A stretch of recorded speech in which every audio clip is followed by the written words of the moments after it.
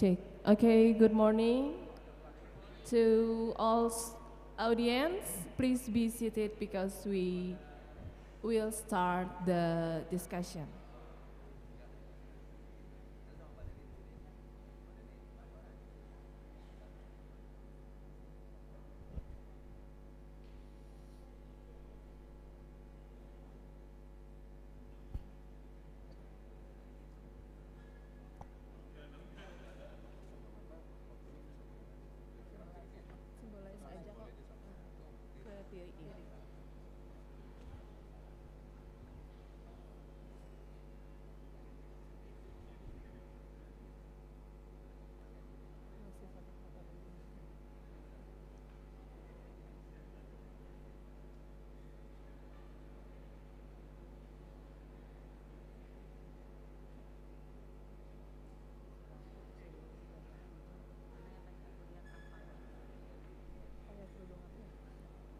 Dari sini matanya nggak kelihatan.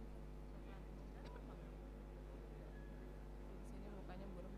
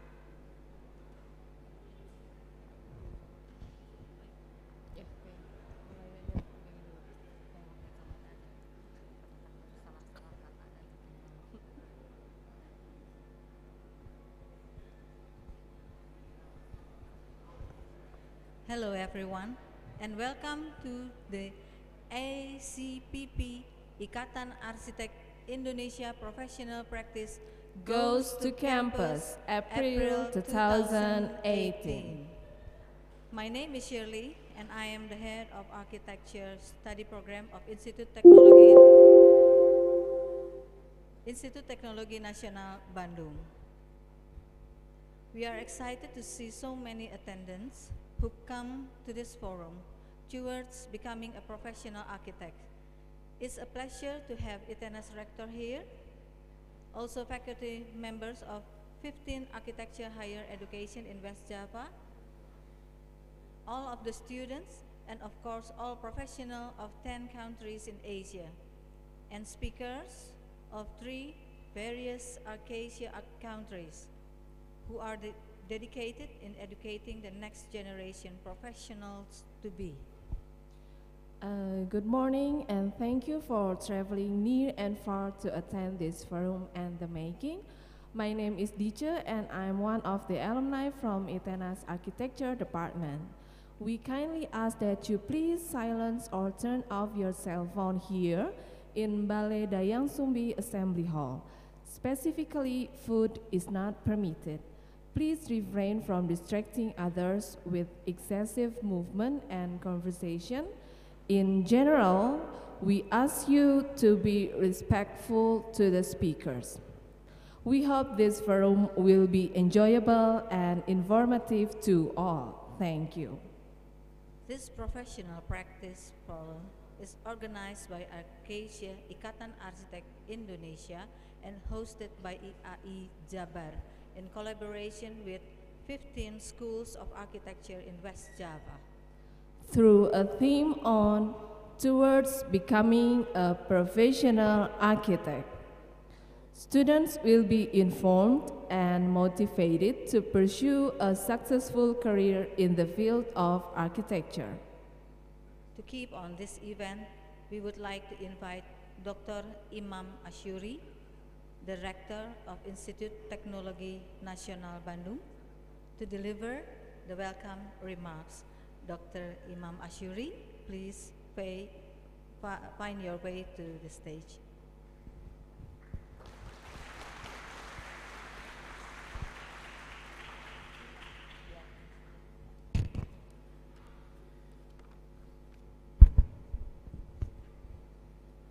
Bismillahirrahmanirrahim. The Honorable Chairman of ACPP, Arkasia, Indonesian Institute of Architects Chairman, whom I respect, the Chairman of West Java Indonesian Institute of Architects, whom I respect, the Chairman of Indonesian Association of School Architecture, whom I respect, the delegation of Architect Regional Council Asia, whom I respect, all speakers whom I respect, all ITENAS work partners whom I respect, and all the forum participants whom I respect. Assalamualaikum warahmatullahi wabarakatuh. Good morning. Best wishes for all of us.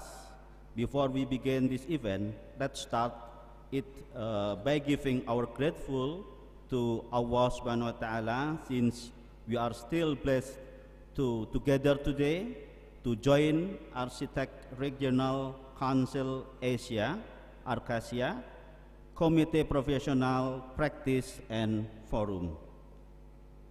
Ladies and gentlemen, in this occasion, I would like to welcome and say my grateful to all delegation of Arkasia and all the forum participants who have spent their time to come to our campus, ITENAS, Bandung, in order to join the event of Professional Practice Roundtable and Forum. I am very pleased and excited to meet all the representatives of architects experts from all over Asia in a forum which is held in the campus of ITENAS. I hope all delegations who come from outside Bandung city can enjoy the atmosphere of Bandung, which is a cool and fresh and also well known as a creative city. Ladies and gentlemen, we have already known that the role of availability of architects are important in the national development to increase the national competitiveness. Indonesia is having a real transformation at the moment. Many regions in our country are developing so that their economic situation have been changing from the rural economic into more urban economic. The significant support from infrastructure development has made Indonesia become the biggest market for construction service in Asia. While in the region of Asia, Indonesia construction market is the fourth rank after China, Japan, and India. According to the data which is accurate from the World Bank, Indonesia is country which has the highest development. It's about 4.1% per year. In 2025, it's predicted that 68% of Indonesian citizens will live in urban area. This condition is the one problem and also the challenge for the architect profession in the future. From the point of view national development acceleration, it seems to have a contradiction if we relate it to human resources.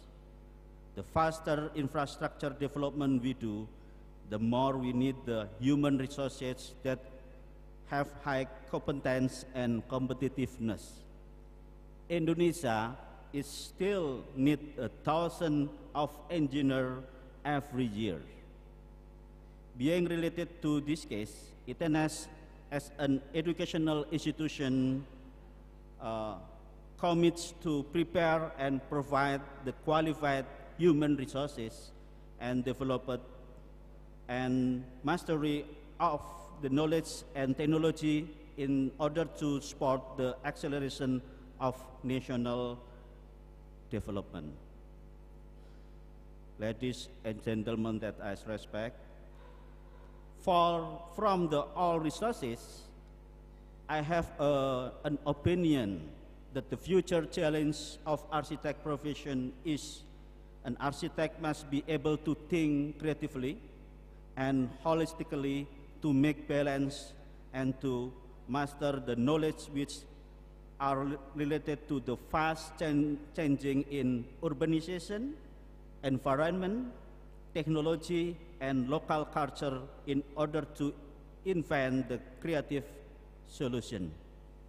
It's like what the architectural expert Cosmas de Ghazali said, it is necessary for architect to combine the culture and technology in order to make him think how to create traditional things become the global one. That's why I hope this forum and roundtable can contribute the talk and develop for architects study program curriculum which can produce the graduate who master and have solutions which are creative and holistic and capable to design comprehensively. Besides that, all the architects who meet this forum can share information among others and develop their knowledge which are related to profession, product, and new technology in architectural fields. Ladies and gentlemen that I respect, before I close this my opening speech, once again, please let us express our grateful to study program of architectural ITENAS, IAI, Arcasia, the forum delegation, and study program of all of the university in Bandung, that we have done an excellent coordination so that this forum can be run well. Finally, please join the event and hope this event will be blessed by Allah Subhanahu wa Ta'ala, our merciful God, so that we can get what we actually intend from it. Amin Ya Rabbal Alamin. Thank you for your time, your patience, and your attention. Please forgive me if there is a mistake that I made during my speech. Billahi taufiq wal hidayah. Wassalamualaikum warahmatullahi wabarakatuh. Thank you so much. Thank you, Dr. Imam Ashuri, for the speech. Now we would like to invite Architect Robi Dwiko on behalf of President of Ikatan Arsitek Indonesia, Bapak Ahmad Juhara, who cannot attend this event today, to deliver the welcoming remarks. Architect Robi Dwiko, please come forward to the stage.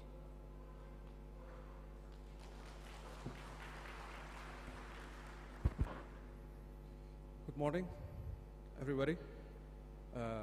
To ladies and gentlemen, firstly, I want to say thank you on behalf of IAI to Schools of Architecture for 15 university. And then why I said to say thank you, because they have supported us to host this this event. So that's why I have to say thank you to the 15 universities. And then I have to say thank you to the delegates that have time to come here. Welcome to Institute Teknologi Nasional. Thank you to the ITENAS Civitas Academica. Terima kasih. And I have to say thank you to students to come here to enjoy this event. And I have to say, and I have to speak Indonesia maybe. Ya, saya harus sampaikan banyak terima kasih kepada teman-teman semua yang hadir di sini, kemudian semua mahasiswa yang ada, kemudian program studi yang hadir juga pada hari ini. Kegiatan ini adalah kegiatan dukungan atas terselenggaranya ACPP yang kebetulan juga diselenggarakan di Indonesia, di Bandung, khusus untuk Komisi Professional Practice. Di Indonesia ada 2 kegiatan sidang komisi ini, satu lagi Green and Sustainable Architecture, itu diselenggarakan hari ini dan besok di Semarang, IAI Jawa Tengah sebagai hostnya. To delegates, I'm telling the audience about what is ACPP program and ACGSA that held in Semarang. Kemudian saya juga harus berterima kasih juga kepada khususnya kepada Prodi Arsitektur, Forum Silaturahmi Prodi Arsitektur di Jawa Barat, 15 sekolah, termasuk 2 yang baru. Mudah-mudahan 2 ini mendapat dukungan penuh sehingga kita punya 15 sekolah sekolah arsitektur terbanyak juga di Indonesia. Barangkali tak banyak yang saya harus sampaikan. Semoga bisa menikmati acara ini sampai selesai nanti jam 12. Diskusi ini mudah-mudahan semakin marak, karena isu yang penting adalah bagaimana kita berpraktek profesi, kemudian sharing from the delegates. Nanti kita akan ada present from so in Acacia we have three zonas, zone A, B, C. Jadi mereka akan berbicara di sini. Zone E from India, zone B from Thailand, zone C from Japan. They will share about the all professional practice as a spirit, ya, bagaimana nanti kalian bisa lulus, kemudian harus melakukan apa, ya. Mudah-mudahan ini jadi bahan diskusi yang menarik bagi sekolah arsitektur di kita khususnya. Satu hal lagi, permohonan maaf, ya, karena prodi kemarin sudah janji akan membuat so delegates, I have to tell about the Bandung Declaration that was cancelled, and take it to the forum, maybe in Tokyo, yeah, maybe in Tokyo will be discussed, karena itu akan dimasukkan ke dalam forum AKI. Jadi saya lagi atas nama IAI mohon maaf karena tidak bisa terpenuhi deklarasi Bandung terkait 3 isu penting yang kita sepakati bersama sebelumnya. Jadi ini ranahnya ranah AKI, bukan di not in the ACPP, ya. Jadi di AKI. Jadi akan terus di sana dengan semangat pemicunya adalah Jawa Barat, bukan Indonesia. Ya, mudah-mudahan ini bisa berjalan dengan baik. Oke, thank you. Enjoy this event. Assalamualaikum warahmatullahi wabarakatuh. Thank you, Architect Robi Dwiko, for the remarks. Now we would like to invite Architect Archika Danisworo, representative ACPP Indonesia, to deliver welcoming speech. So we are pleased to welcome Architect Archika Danisworo.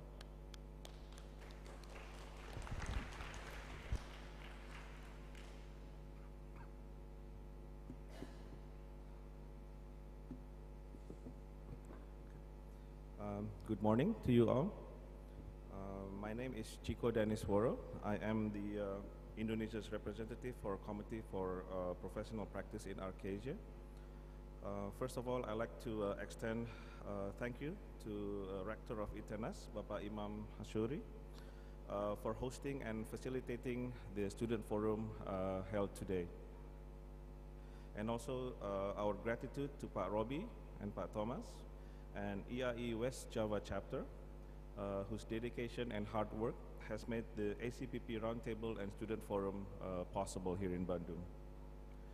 And also to the 15 architectural schools of West Java who has given the enormous support and very high initiative in composing the declaration to Arcasia, highlighting the need to have a partnership of student internship program and exchange of faculty research to the various Arcasia country members.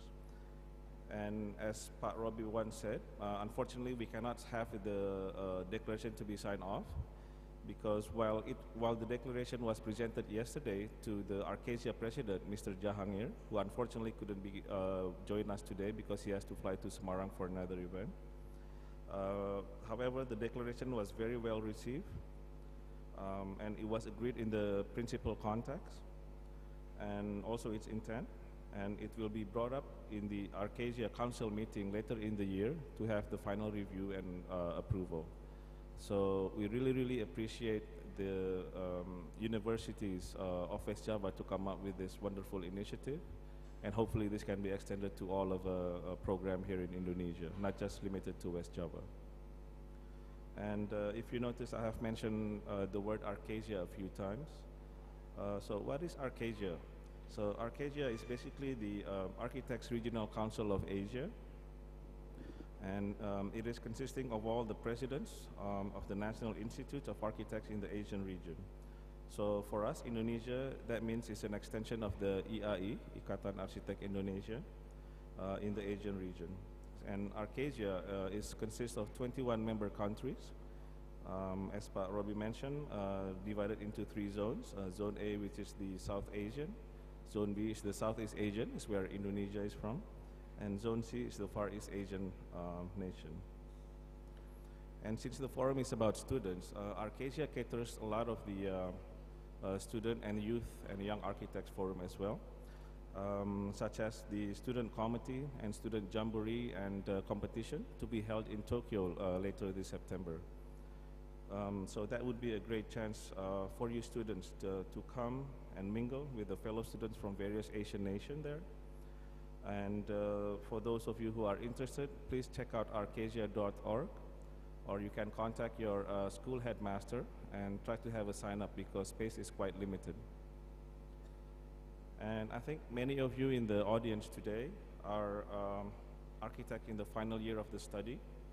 So today we have the great opportunity to have 10 members of Arcasia here with us today to share and discuss about towards becoming a professional architect. So they will happily share all of their experiences and their know-how and how to succeed in the profession. Before closing, I'd just like to share a very small story with you all. 25 years ago, when I graduated from ITB, I went to work for a Japanese firm in Singapore. And back then, there were no smartphones, there were no social media.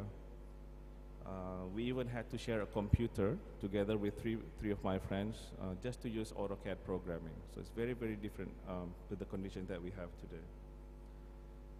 And I was also carrying a heavy moral burden because I was representing my alma mater, ITB, and also Indonesia, because I was the first Indonesian to work in that firm. But through perseverance and hard work, they could see that Indonesian architects have a special talent. And to succeed, yeah, not just to pass through, but to actually succeed. And so one day my bosses told me that, hey Chico, I think you did okay. Why don't you invite a few of your friends to join us? And I said, okay. So I invited 2 of my closest friends back then to join me in the firm. So after 2, it became 4, becomes 8, 20, and so forth. And many of them actually decided to further their careers throughout the world, in Asia, Middle East, USA, even Europe. And all have become successful architects in their own right. And some of them actually become principal in their firm for which they work for. And obviously, some decided to come back home, like me, set up my own firm and practice here, and perhaps became a mayor of a city we all love here, right? So if there is one thing that you can take from my speech here today, is that I like to say that all of you here are representing the next generation of Indonesian young architects. So please believe in yourself. Don't be afraid to express yourself. Always be creative and be proud of who you are and what your heritage is. Because Bandung and West Java is known for a very creative nexus. So please dip into that creativity pool and show the world what you are capable of and make Indonesia proud. Thank you very much. Thank you, Architect Archika Danisworo, for the speech. Now, before we start the discussion, we would like to introduce you all the delegates from 10 Asia countries. First, Architect Mukul Goyal from India. Can you please stand up? Give applause, please. Thank you. And Architect Miti Rasami Vijit Paisai from Thailand. Architect Masaru Fujinuma from Japan. Architect Tiri Logachandran from Malaysia.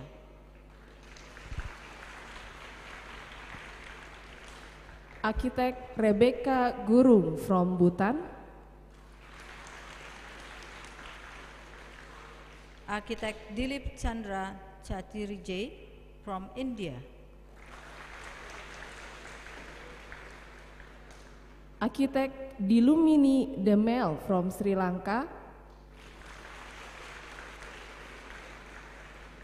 Architect Mahri Latif from Brunei Darussalam. Architect Archika Danisworo from Indonesia. Architect Caesar G. Aljama from Philippines.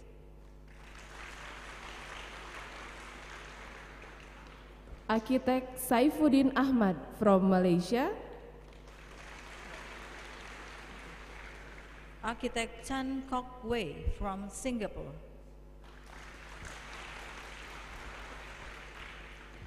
And last but not least, we are pleased to welcome Architect Muhammad Tamrin as our moderator today.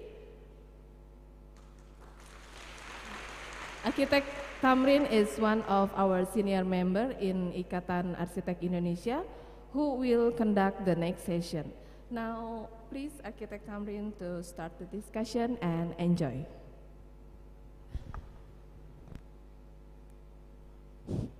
Good morning, ladies and gentlemen. Selamat pagi. Assalamualaikum warahmatullahi wabarakatuh. Sampurasun. I would like you all to relax. Let's have a lively discussion. This is not formal, not too formal. I'm honored to be here with distinguished architects from ACASIA member countries, fellow architects, and most of all, the future architects, the students. We are living in an interesting time where growths are here in Asia more so than in other places. But we are also living in a precarious time where every building or building decision is saddled with environmental responsibilities more so than in the other times.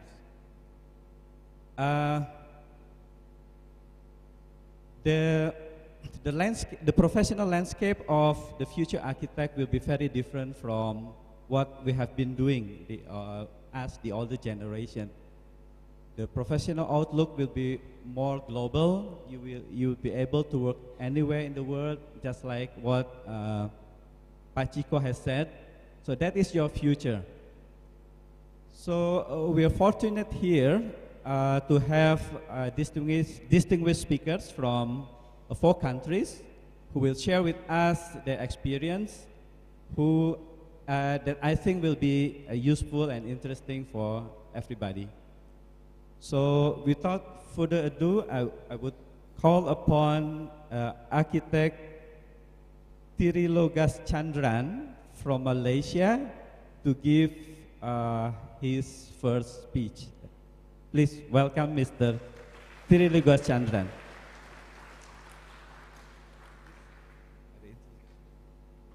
Architect Tirilogas Chandran is a senior architect and principal of TLC Architect, an architectural practice established in 1991 in Kuala Lumpur, Malaysia. He graduated with Bachelor of Architecture from University of Technology Malaysia in 1988. He is the current chairman of Arcasia Committee and Professional Practice. He is also a council member of Malaysian Institute of Architects and currently chairman of PAM Professional Practice Committee.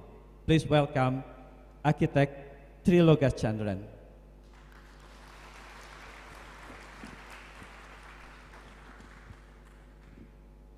Good morning, selamat pagi.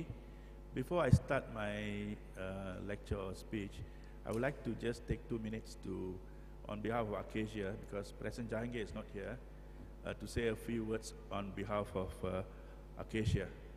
First of all, I would like to thank IAI, Ikatan Arsitek Indonesia, President Johara, IAI, Ikatan Arsitek Indonesia, West Java, especially Pak Robi, Pak Thomas, Pak Chico from IAI and all the IA members to make this Arcasia ACPP roundtable and forum possible in Indonesia.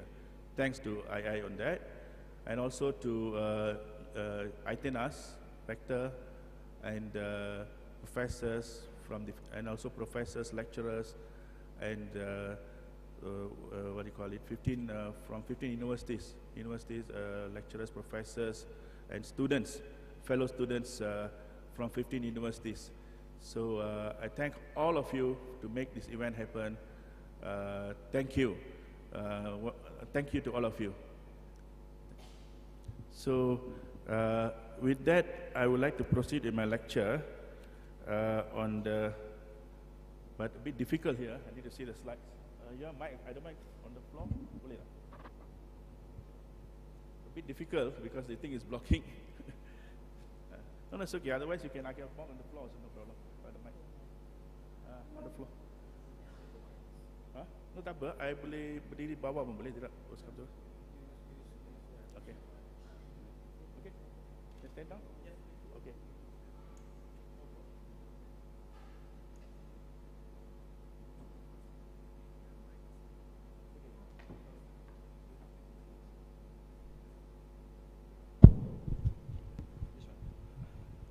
Okay.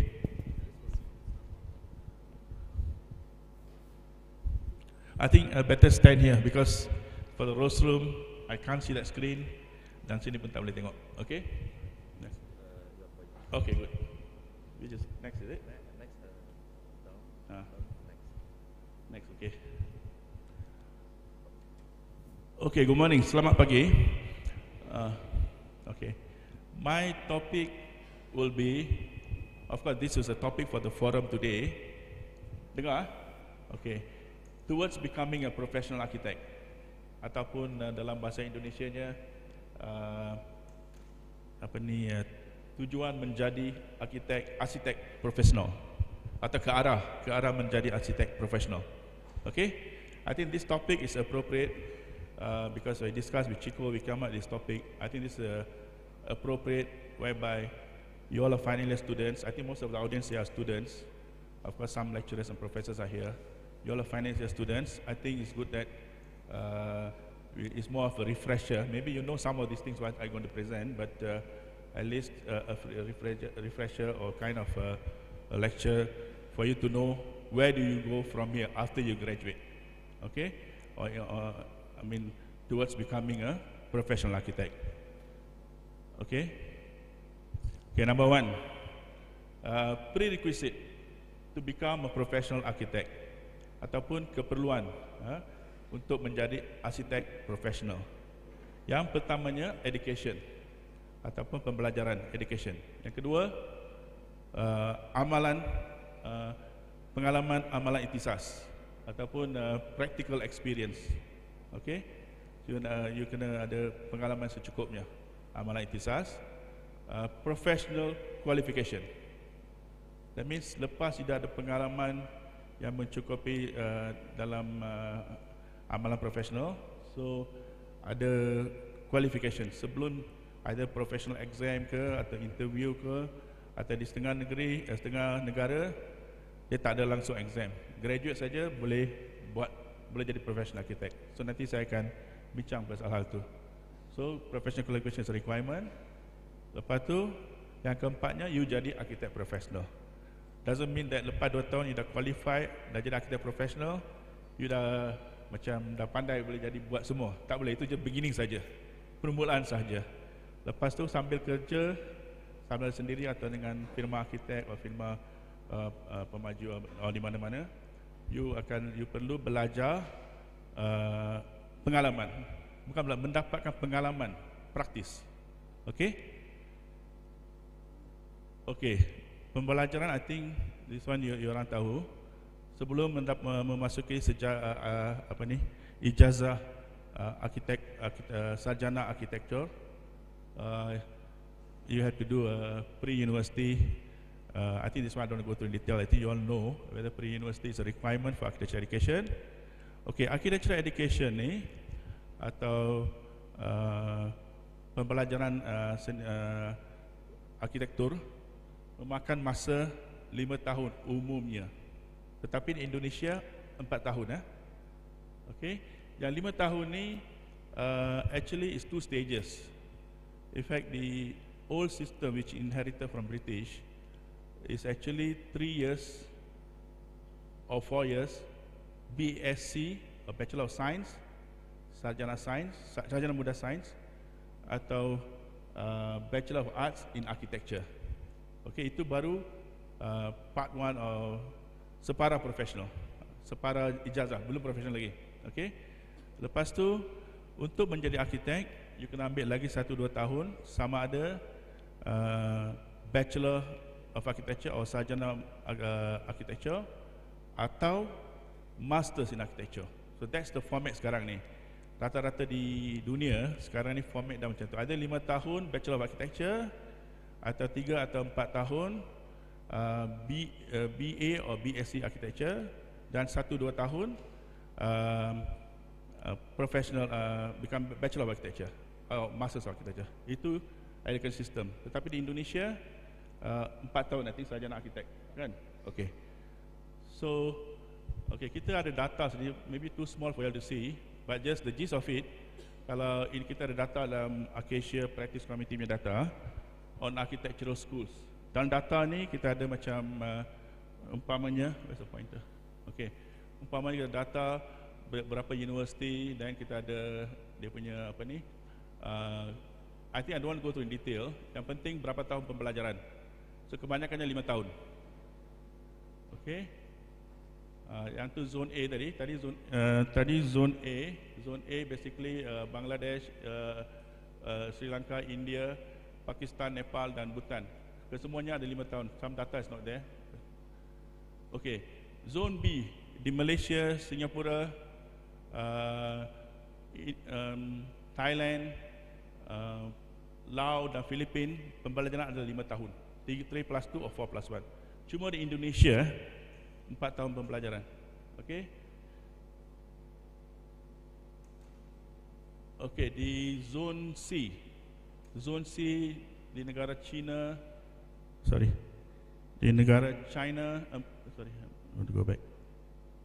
Okay, di negara China, South Korea, Hong Kong, Macau, Jepun dan Mongolia juga 5 tahun pembelajaran. So rata-rata 5 tahun, international standard. Okay. Okay, lepas sudah graduate, dah belajar dah 5 tahun atau 4 tahun dah masuk universiti, dapat sarjana arsitektur. Siapa yang buat lepas tu? Ini pilihan yang ada. Okay, what can a graduate architect do after graduation? Of course, the first choice I highlighted right here, graduate or assistant architect, and to become a professional architect. Ini dia punya main. Most architect want to do this. May I know how many of you among the students here nak jadi professional arkitek, boleh angkat tangan tak? Atau buat benda lain? May I know? Boleh angkat tangan?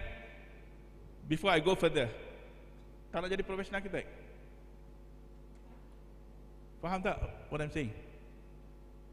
Tolong angkat tangan siapa yang berminat atau bercita-cita menjadi arsitek sesudah lulus. Raise your hand please. I just want to know. Nak jadi arkitek professional? Okay, Oh, more than half. Okay, more than half. So, Terima kasih. hampir ke semua. Okay, nak jadi graduate professional architecture. Okay. Tetapi sebagai graduate arkitek, besides being professional architect, melainkan jadi arsitek profesional, ada pilihan lain. You boleh jadi lecturer, umpamanya yang there's some lecturers ya, tutor atau researcher. Boleh juga jadi project manager atau pengurus projek. Okay. Interior designer, urban designer atau town planner, perancang bandar, arkitek landscape arkitek, and then building material supplier, bekerja dengan government, kerajaan dalam authority sebagai development control ke atau pelaksana projek, architectural technologies. Ini banyak bidang cabang yang you boleh buat technologies, specialized area in architecture. In fact, specialized area architecture is quite good. Very few people go into this and they do very well. Umpamanya facade design, beam consultant, a few other specialized area in architecture. Faham ikut okay.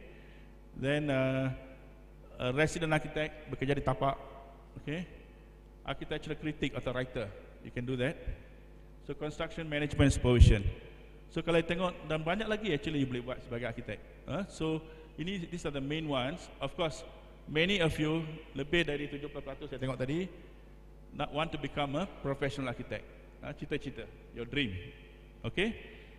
So you already done your degree. Now you already going to graduate soon, and you want to be professional architect. So what's next? Sorry? Oh, sorry, Bhutan. What's that? Okay, minister. That's actually back to government. Yeah. Sorry. Okay, Minister for Development is under the working with the, because I summarize here, government, authorities, agencies. Okay, so minister, politician, you can become politician also. So many things you can do, but these are some of the main ones that I picked up. Okay, you all know that. But of course, many of you kebanyakan nak jadi arsitek profesional. Okay, jadi dari depan ni kita cerita pasal macam mana nak jadi arsitek profesional. Okay. Okay, the next thing, selepas you dah graduate, mungkin you graduate tahun ni ke atau later next year, whatever. Lepas you graduate, yang penting you kena dapatkan pengalaman praktis. Pengalaman praktis sekurang-kurangnya 2 tahun. Ini bergantung kepada negara-negara punya sistem atau undang-undang negara tertentu. Okay? Tapi pada umumnya, amnya minimal 2 tahun. Okay, so apa pengalaman yang you perlu dapat? Okay, atau you perlu mempelajari atau perlu dapat selepas you graduate? Okay, yang pertamanya saya mengikut 1 minit ada obstruction.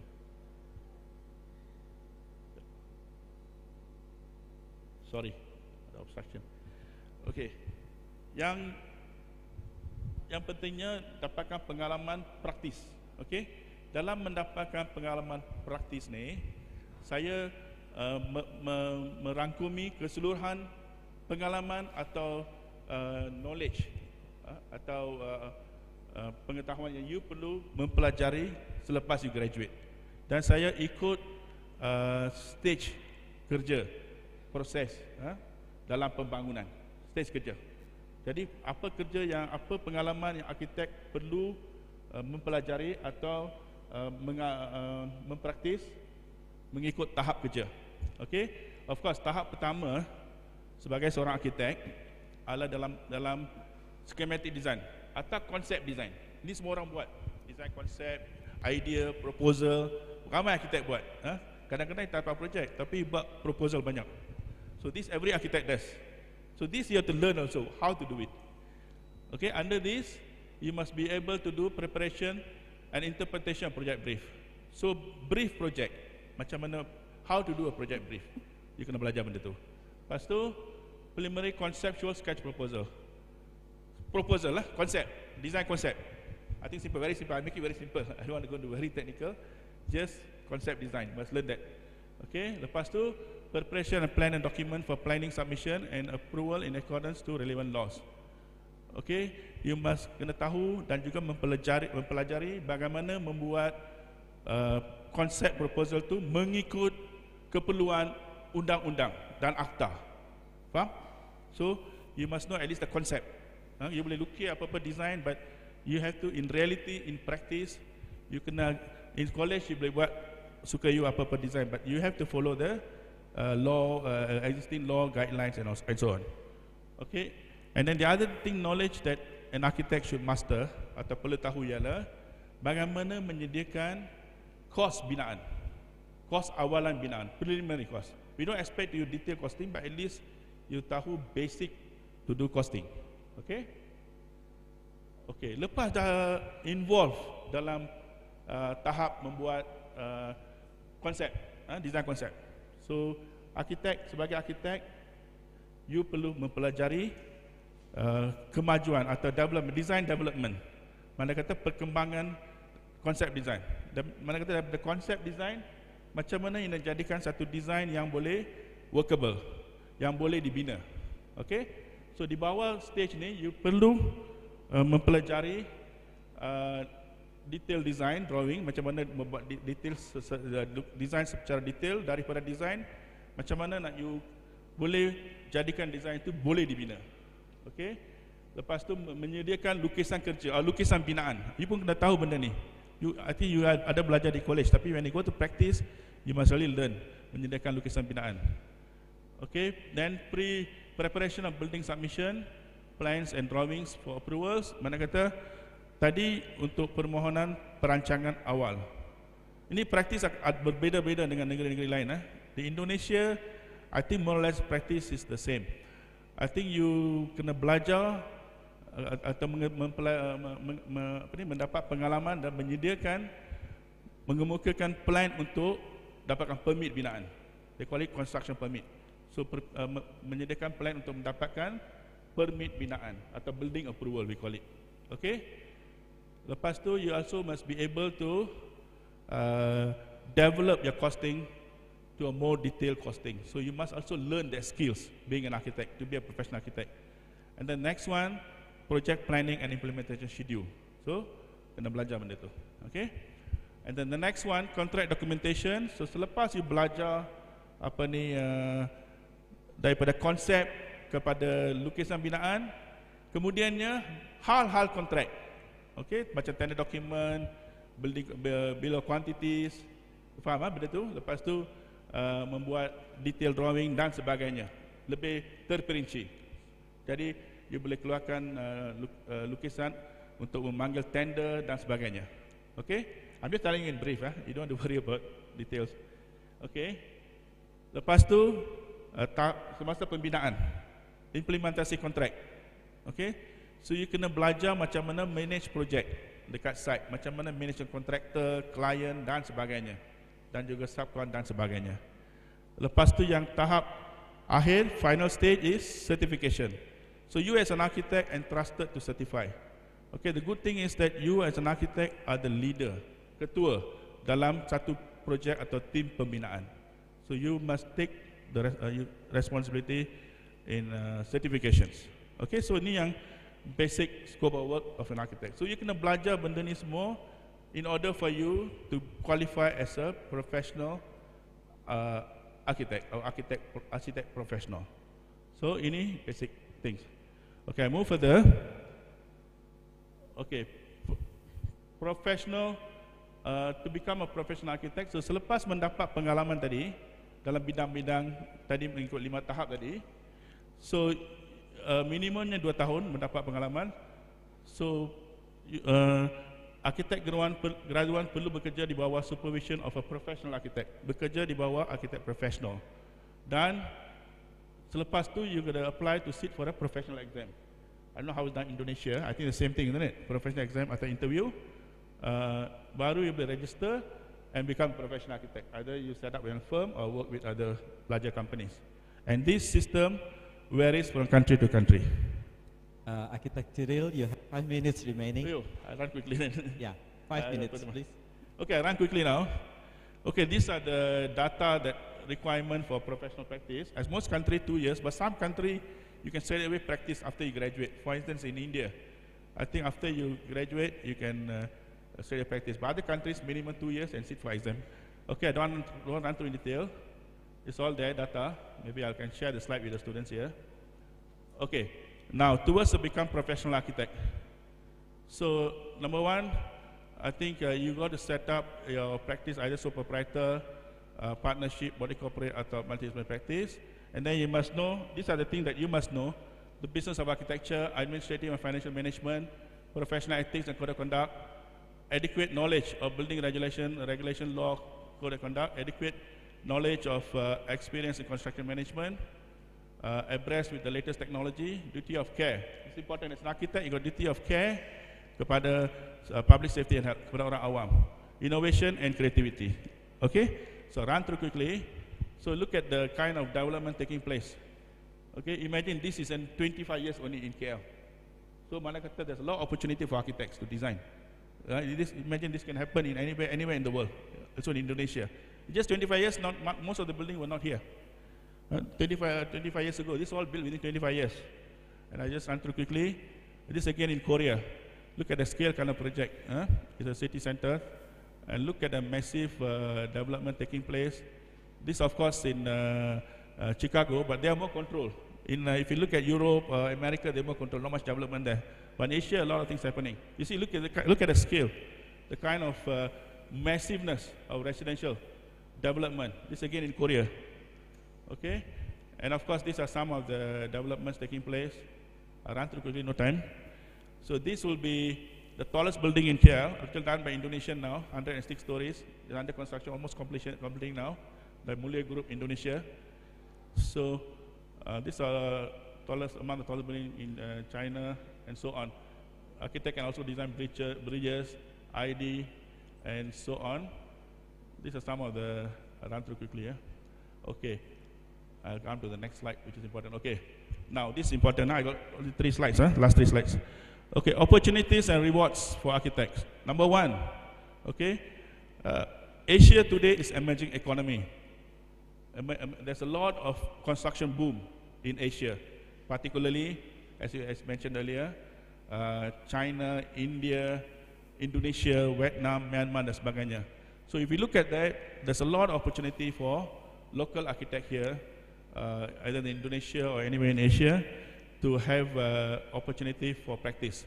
And then globalization. Today you can work anywhere in the world, not necessarily in Indonesia, anywhere in the world. And then ratio of architects over population.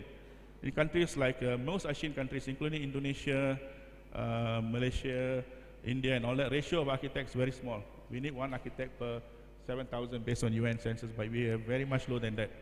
And then the next one is advancement in technology.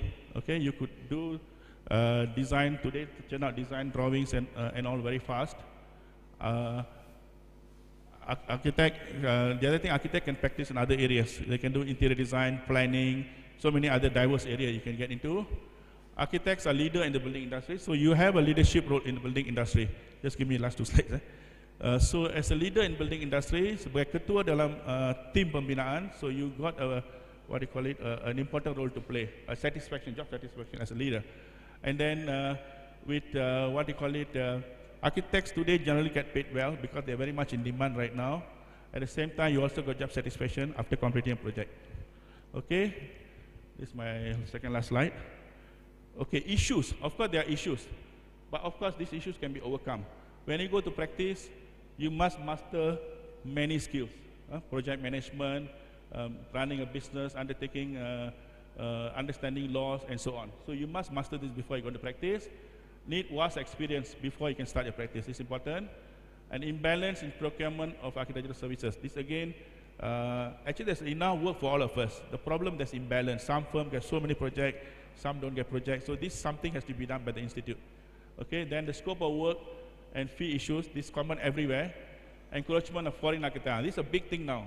Many Asian countries now, foreign architects are coming in. Just now I showed the slide about Malaysia. 80% or 70-80% of the job actually done by foreigners. So we also have the same problem, threat by foreigners coming in. Okay? And then, what do you call it? Sorry. No, okay. Competitive industry, so you must always be innovative and keep abreast with the latest technology. And of course, architecture practice comes with responsible liabilities. Anyway, this is common in any business. So don't take this as negative. So Yang basically can be overcome. This all can be overcome if you all architects sit together and resolve this with the government. All this can be overcome. So don't take negative. There's more advantages being a professional architect than all these small challenges. Okay, last slide. Sorry. Okay, my conclusion. If you have interest in the profession and want to be a professional architect, this is definitely a rewarding profession, both financially and work satisfaction. You have to master all the skills and knowledge required and gain the necessary experience. With hard work, dedication, and innovation, you will be a successful architect.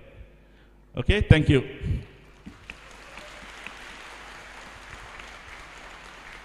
Thank you very much, Architect Tiril. Next. Can I ask them how many want to be architect right now? Oh, okay. Go ahead. Okay. After going through, sorry, you said. Yes. Lights on, please. Okay. After Mr. Tiril's presentation, how many of you are willing or plan to become a professional architect? Raise your hand, please. Now, after going through that. Is it less or more than before? More. No, it looks like it's less. No, I don't think. Okay. Maybe they'll be tired. Okay. Okay. Thank Okay, you. thank you. Please give a round of applause to Mr. Tiril. Thank you. We will come to the next presentation by architect Arkana Mukul Goya from India. Mr. Mukul Goya, please come forward. Architect Mukul Goya was graduated from Government College of Architecture, Lucknow in 1994 and worked for a famous landscape architect, Mr. Santi in Delhi. In 1995, he joined architecture department at MNIT as an associate professor. After 8 years of teaching, he started his own private practice along with his wife in 2003. He has designed over 400 projects consisting of hotels, resorts all over Rajasthan, the most famous being the Ananta Resort in Udaipur.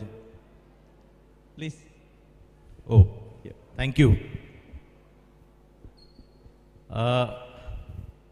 It's a pleasure to be here, and it's a great opportunity for us to interact with you. So first of all, I'd like all of you to give a big hand to yourselves for being here. Thank you. Thank you for being here. So my presentation is going to be a little different. It's going to work on a very different lines. I belong to a very historical city, that is Jaipur, which is the capital city of Rajasthan, the desert state of India, a very dry, hot place. And this is one of the most beautiful cities also. And I did my education from Lucknow. Lucknow again is a big historical city, a city of Nawabs. So that's where I did my education from. So today I'm going to take you down a journey of this history. Where do I point this towards? Just forward. So I I just pointed where. Yes.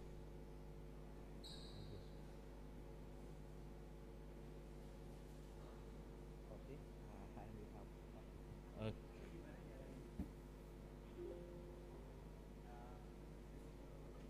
okay, right. Okay, I got it. So, I'm going to talk about myself first. When I was in your age, this is what architecture looked to me once I was in the final year. Because I had learned so many things in such a small period of time. So at the end of the day, this is what my mind looked like.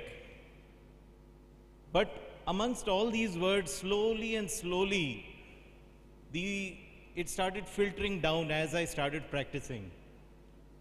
And some words distilled out and stayed within me. And those words characterized me as an architect. So whenever you people study architects, you are actually studying the words that have distilled through them and stayed with them throughout their practice. So yes, they learned a lot in their final years, but as and when they matured in the field, they took up certain words along with them and they practiced, and the style of practice developed along those words. Having said that, these are the skill sets that all of you have learned. Before I go forward, I hope everybody understands English. Is that okay? Am I speaking too fast? It's okay, right? So I just hope, because the previous speaker spoke in Indonesian, so I think it was very easy and comfortable for the students. But I hope I'm also now clear in English. So these are your skill sets right now. And these skill sets are something that is going to take you forward. What you've got to understand is architecture is a very noble profession. And in this profession, people look up to you. Your clients look up to you. You are almost holy to them. This is a small fun fact. In India, architect is equivalent to a god. In Indian mythology, there were three main gods. One was Brahma, who was a creator. The son of Brahma was Lord Vishwakarma, and Lord Vishwakarma was the architect. And it's mentioned in the Vedas. Vedas were written almost 4,000 years ago. It is mentioned that they designed, or Lord Vishwakarma designed actually, the capital cities of Dwarka, Hastinapur, Indraprasth. Indraprasth, please note, is the capital of India, Delhi. The first layer of Delhi was known as Indraprasth. So think about it that almost 4,000 years ago, our books were talking about urban planning, and they described the cities of those days. So even today, we celebrate one day as a holiday in respect of the Lord Vishwakarma, 16th September, and all offices, all sites, all factories are closed on that day. So when actually your clients meet you, they look up to you because they are actually giving their whole life savings, or probably they've taken money on loan and they're giving it to you. Under your responsibility, they're expecting you to give them something very, very special. So, one thing is very clear, that you people are going to create history.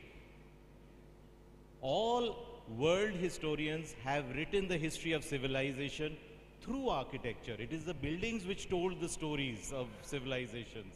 If we talk about the early Stone Age, it is the caves which told the story of the civilization. If you talk about Mohenjo-daro, Harappa, it is the old remains, the ruins, city ruins, the building ruins, which talked about the history of that civilization. So you people are going to build the history of civilization of the future. So this is what is how buildings have told us stories. There are certain buildings like this one in Jaipur, my city. It is the most photographed building in India. And it is just a small part of an elevation. It's just a small elevation which is photographed because of the number of windows it has on one single small piece of elevation. This building, it immediately signifies a place. You all know, it's the Big Ben in London. This one, all of you know, immediately when you see a building, I've written the name of the place, but when you see the building, you can identify the place. This in Beijing, this in Delhi, the Lotus Temple, this, the falling water in the US, this, Indonesia. So there are buildings actually, they tell their stories, and you people actually write that particular story. So what happens when you get out of college? When you were in college, you had teachers around you, and they tell you what to do. Okay, you make this line, make that line, correct your design like this. But once you're out of college, who is your teacher? The world. The world is your teacher. You get taught by the world. And it is this world which take you forward, give you inspirations. But how does this inspiration come? How and what thing in this world gives us inspiration? Let us see with this slide. What do you see? Do you see a waterfall or do you see vertical louvers? Or probably you saw vertical louvers in a building and you liked it, but you did not know why you liked it. You liked it because your brain was attaching a similarity to something in nature. So when you saw this waterfall, what your brain immediately related to a falling, for a vertical element and a repetitive vertical element which we call as louvers. So all of a sudden what happens? You start seeing vertical louvers in this slide. Look at this. Is this a collection of buildings? You must have got an exercise in your 4th year, 3rd year, that design a school, design a couple of buildings around a playground. But how do you do it? So if you look at this mass, huge mass, nature has created a variation in these masses. Some is small, some is big, and what it did, it created a water body in front of that mass. So what happens is, first you see asymmetry, non-similar elements, and then you put a water body at the base and the reflection creates a symmetry. So what do you see? Asymmetry, asymmetrical symmetry. So what happens is suddenly it starts looking good. So when you actually design buildings, your brain is relating it to something in nature. And that is why you're liking it. You're architects, you can appreciate architecture. But what about those who are going to use the building? They are not architects. They don't know about nature and they don't know about the relation of nature and your work. So their brain says, yes, this is a nice building, but they don't know why it's nice. You people know why it's nice. So let's see. Similarly, a solid and void composition. All of you go for a walk in the forest. Somewhere light is penetrating, somewhere it's not. Somewhere there are deep shadows, somewhere there's no shadow at all. So this solid and void composition helps you in designing site plans, urban plans, circulation, and order in circulation. Light, how light goes through trees. Undulated surfaces. When you break the elevation, sometimes you make flat elevations and still wonder why is it looking so bad. And the minute you start pulling and pushing that elevation, suddenly it starts looking good because the play of shadows comes down on that. So these undulated surfaces, radiating lines. This is an interesting slide. Here you have a man-made element in nature. So whenever you put a parallel man-made element to parallel buildings, they'll seem to be oblique in shape and direction. And nature won't look oblique. Nature won't look running into a vanishing point. Nature will always look like a layer behind that.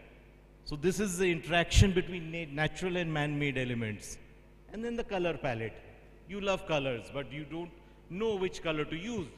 Go for a walk in the garden and pick up a color from there. And of course, this is the most important. You people are architects. You're not creating for your client, you're creating for other invisible people, organisms whom nature has created. They say a banyan tree holds at least 10,000 organisms, be it birds, be it worms, be it insects. So when you're planting a tree, you are giving a house, a home to almost 1,000+ organisms. So if you're going to plant 10 trees in your design, be assured nature is going to give you the next project because you're helping it. And of course, how to pass through this whole scheme of things.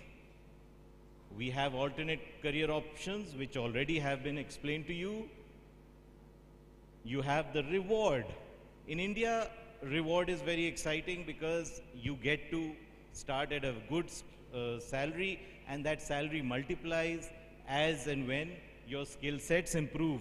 Even your city, the company you're working in, and of course the skill set that you possess, those help you further your remunerations. And this is my city.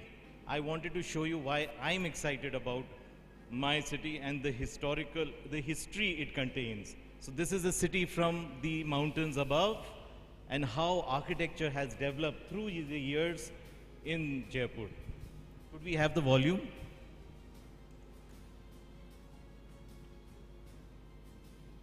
Bisa tolong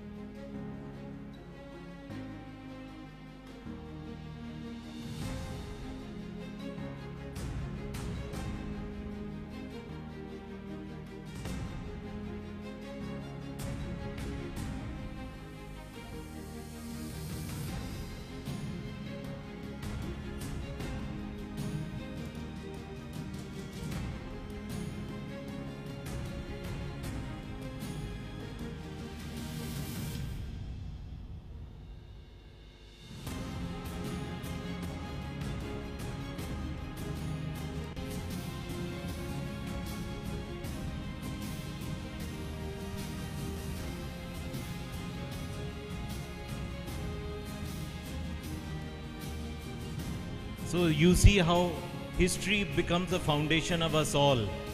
And for us, you students are the future of the world.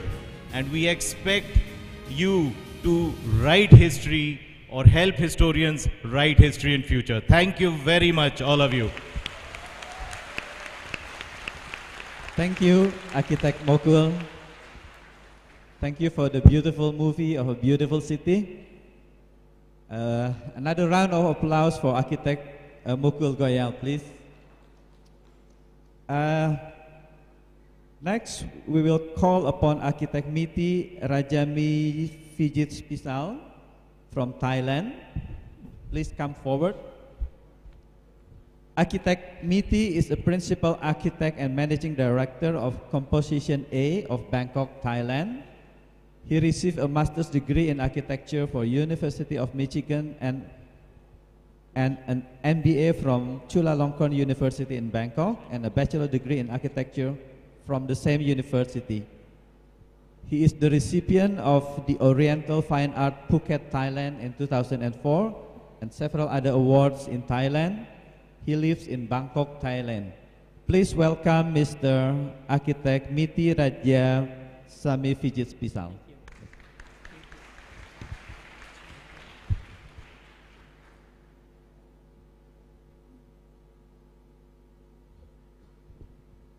Okay, I will go fast since I have a lot of slides to show you.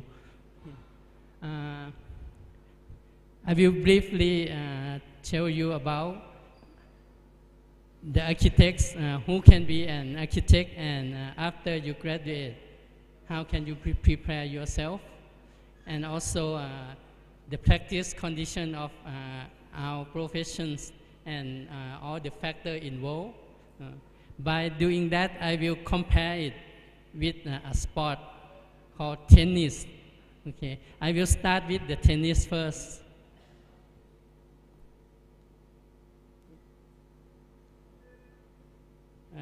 This is, I hope you know this architect, right? It's Yao Mingpei, IMP, who is the Chinese American, and now he is 101 years old. Okay. These are some of his quotes about architecture and how you can achieve your success and how the business side of the profession. Oops. Okay, these are his work. The Louvre Museum in Paris. This is the National Gallery in Washington, D.C. in the United States. Okay. He got the idea when he had his breakfast and he sketched it on the envelope. That's how this masterpiece came out.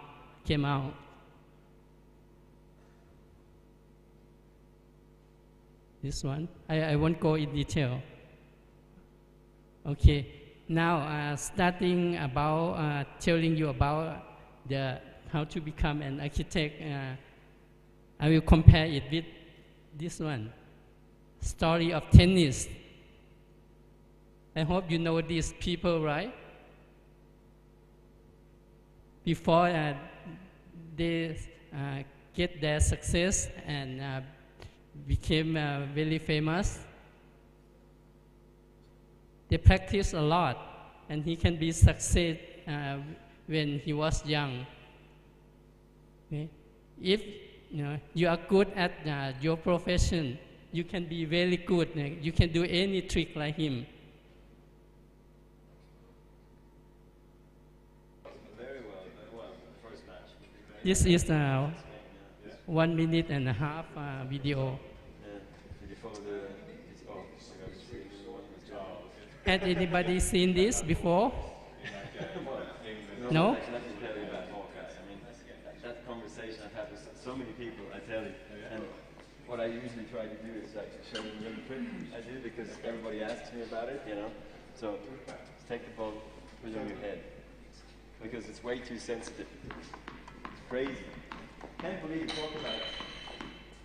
Watch this carefully.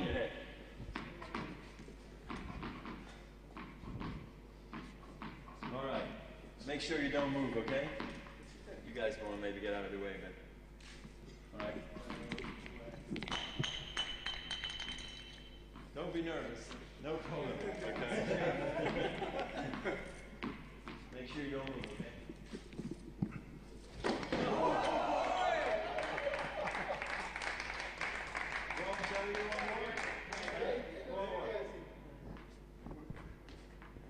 Get the ball, lads. All right, here, one more time. Huh?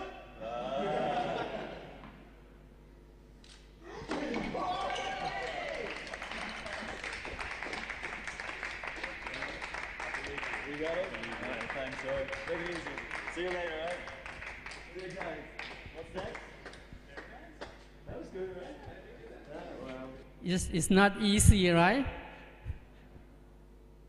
That's why patience and a lot of practice count. Okay, all these guys are very good, right, in tennis. But there are also others who would like to play tennis for their health, just for fun. It's like a sport. Also these people, and even these old guys. So in the sport, it can be for anyone, right? Not just the famous one or the successful ones. And in playing tennis, the playing condition and the factor around is in competing, you have the referee, you have the lineman, you have equipment that will help you play with a fair game. And also the field, if it's like this, it creates problem, right? But you have this guy, and this guy, and also this guy, take care of the situation. And also they have equipment to help their sport. And also this ball boy and ball girls. And you remember this guy in the middle? Oops, sorry.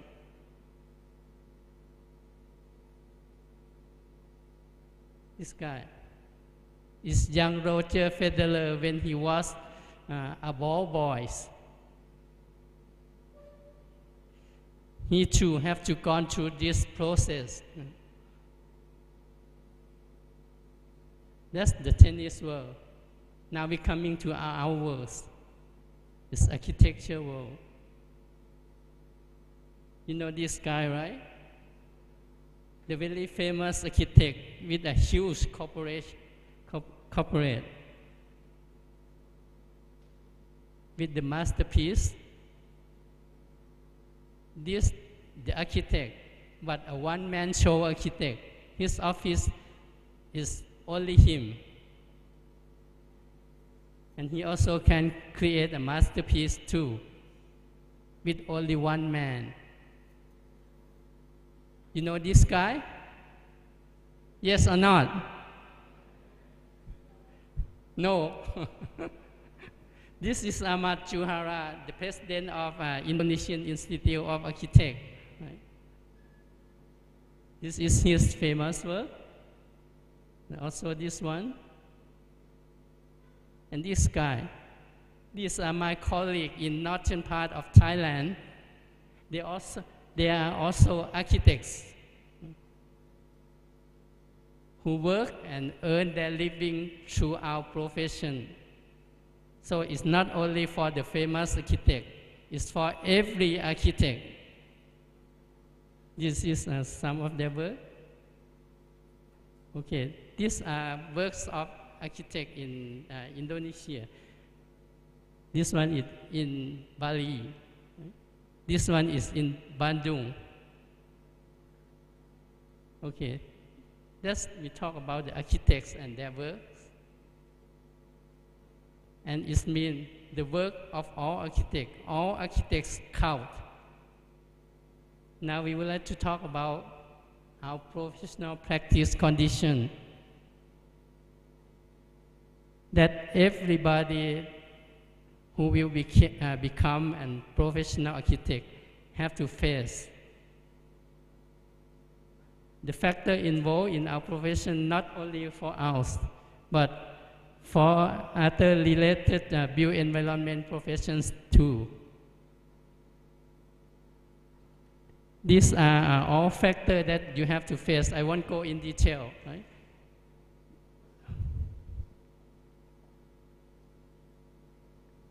All these topics, when you become an architect, you have to involve with all of them.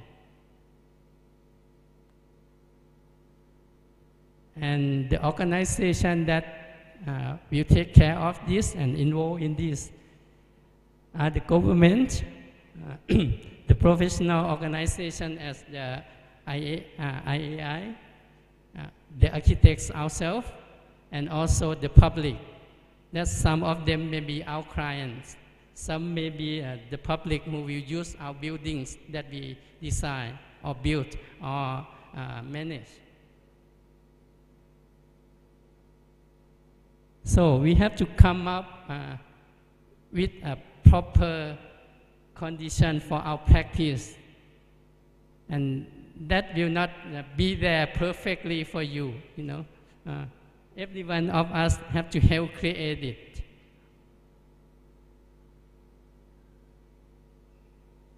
We have the UIA, you know UIA, right? It's the Union of International Architects. We have Acacia, it is all of us here. And also we have IAI, leading by this guy and this guy here, Chico. Okay. And not only that, what they are doing is they are taking care of the condition of our practice.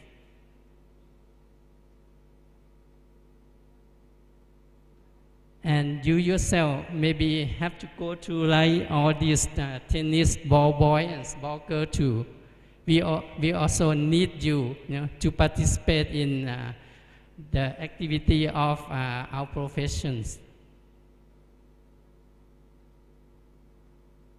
Now I talk about becoming an architect or being any profession after you graduate. Right? If you think study is hard, it will become harder when you become a professional.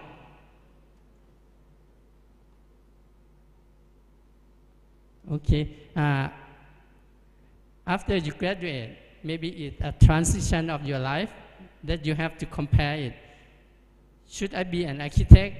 No. I didn't see many raise their hand when Tilly asked the question. No.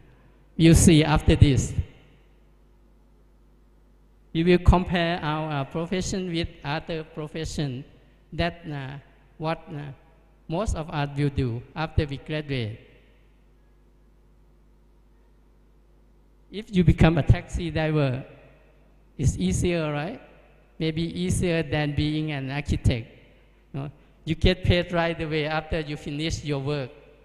No,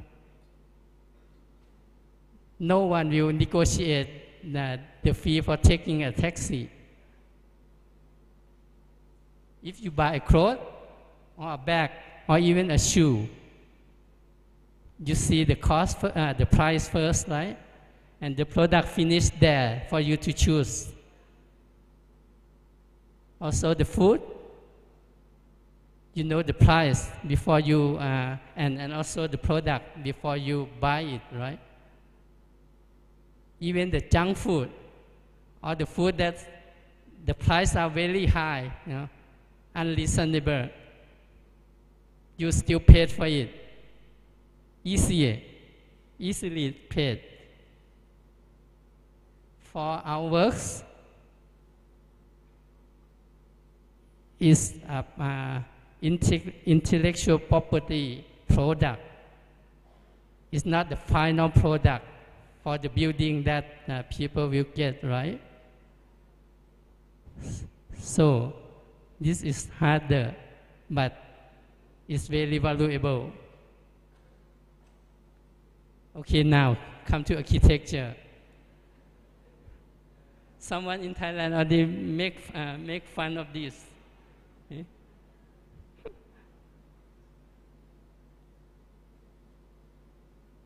This is how life is for us when we are in architecture school, right?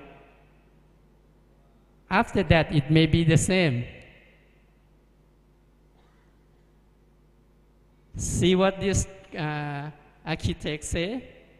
If you want an easy life, don't be an architect. Will you be left?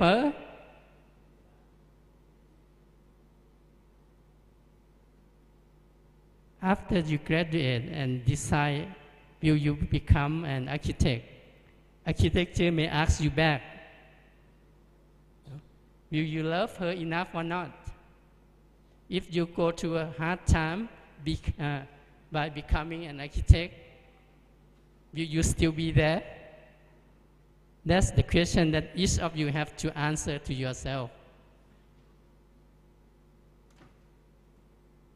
So, if you love architecture, please go on.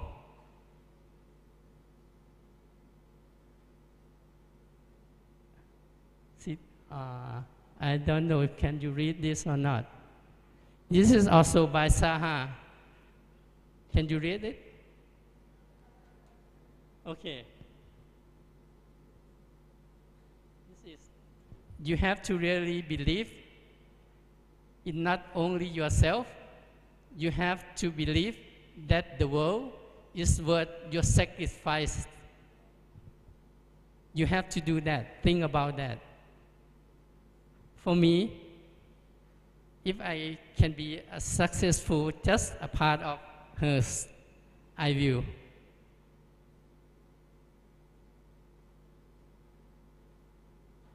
This is a work of Saha Architect, just the first work that we see her design is not built.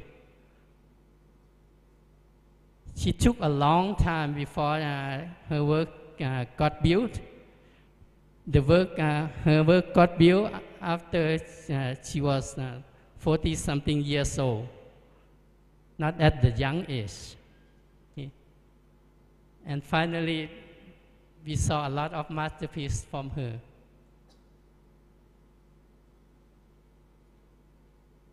Okay, this is for you, the graduate architect. After you graduate, what you can do is work with anyone, that you choose. Do your research first. It's a transition of your life. Choose the right one. You can work with the big firm or a small firm or even a freelance. Work as hard as you can. First, think about what you will gain, your experience, your knowledge. Don't think about the income first. It will come later. Don't worry about that.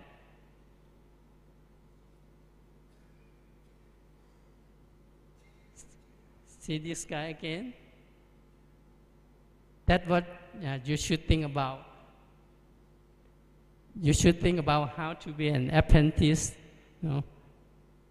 and get your experience.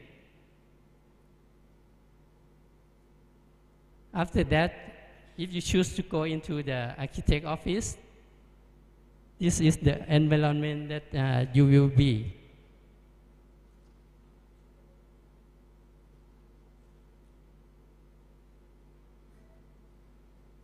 Okay, and this is part of our world. You can design your work anywhere, in the nice ocean, in the mountain area, in the vast land, in the city like Tokyo, Singapore, Jakarta, Bali, Bandung. And now I will show you a few works of Meta Bunnak architect from Thailand. See how delicate his thoughts and also his works. We have 3 videos of his works.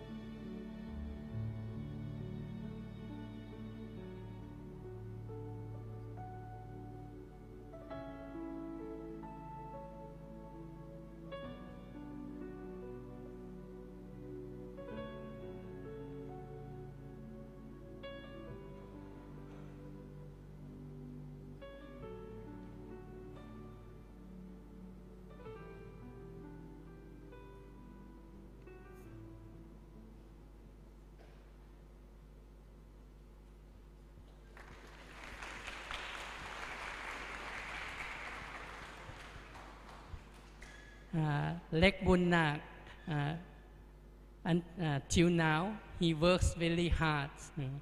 He loves architecture very much. This is the picture that he always taught us. He always said that you can become an architect by being yourself, and please be yourself. You can use any weapon that suits you. Have your own. You don't have to copy anybody's. Study hard, practice hard, and work hard. And maybe one day you will be there. Okay, that's my close slide. So think about it and become an architect with us one day. Okay, thank you. Thank you. Thank you very much for such an inspiring presentation. We will call upon the last speaker, architect Fujinuma Masaru. Please come forward. Architect Fujinuma Masaru has held various positions at Yamashita Seikei Incorporation from 1985 till 2007, which he worked on projects in Japan as well as in Russia, USA, Iraq, Kazakhstan, Thailand, the Philippines, and Indonesia. Since 2018, he is an independent architect at WIST Architects. He received a bachelor degree in architecture from University of Tokyo, Japan. Mr. Fujinoma lives in Yokohama, Japan. Please. Is it selamat pagi still? Selamat pagi. Selamat siang. Okay, selamat siang. Nice to meet you all. I'm Fujinuma. Today, I'd like to present you what is happening in Japan.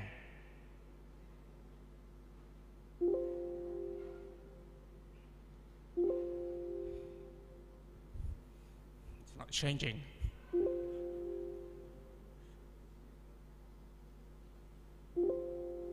Oh, sorry. Yes, okay. So actually, Japan is an island of disaster.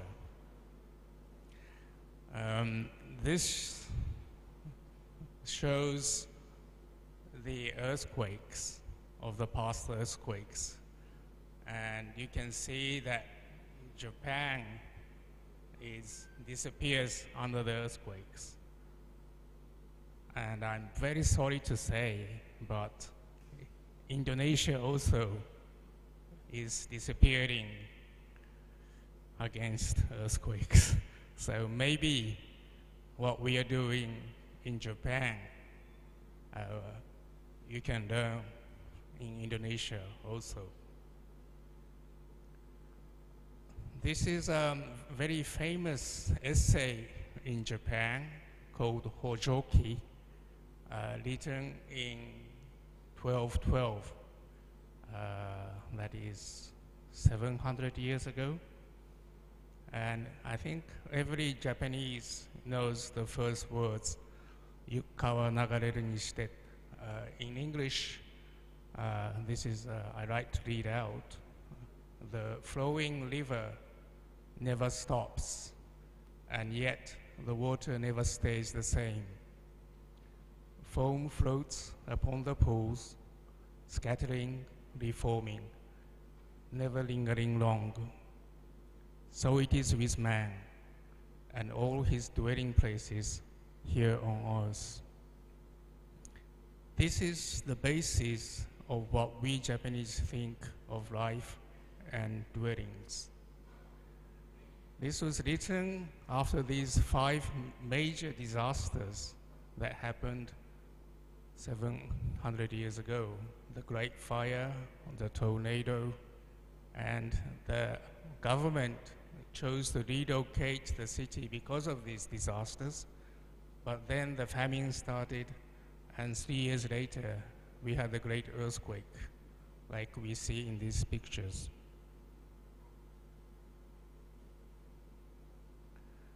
So in Japan, because of its island of disaster, we have earthquakes, typhoons, everything. Buildings collapse, burn, gets washed away in tsunami. Until 200 years ago, we had a very famous proverb: do not spend too much on the buildings. The buildings collapse, so enjoy your life during the night time and spend all your money in one night. So there was no architect in Japan.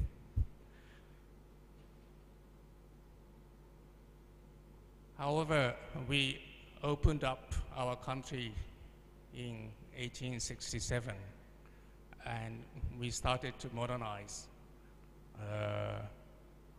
We sent many people to Europe, and we invited a British architect called Joshua Kondo to Japan, and one of the first architects started building Western buildings in Japan. Tatsuno Kingo, Katayama Tokuma, all these new architects were just born in 19th century. This is actually Tokyo Station, and we just renovated this. It was completed last year, so if you come to Japan, you will see this new renovated Tokyo Station. However, the disaster repeated.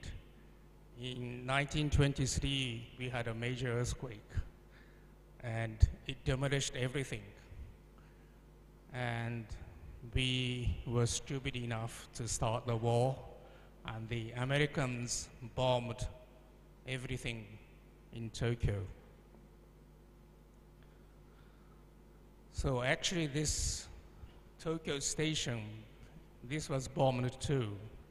And all the third story, this top part, burnt down.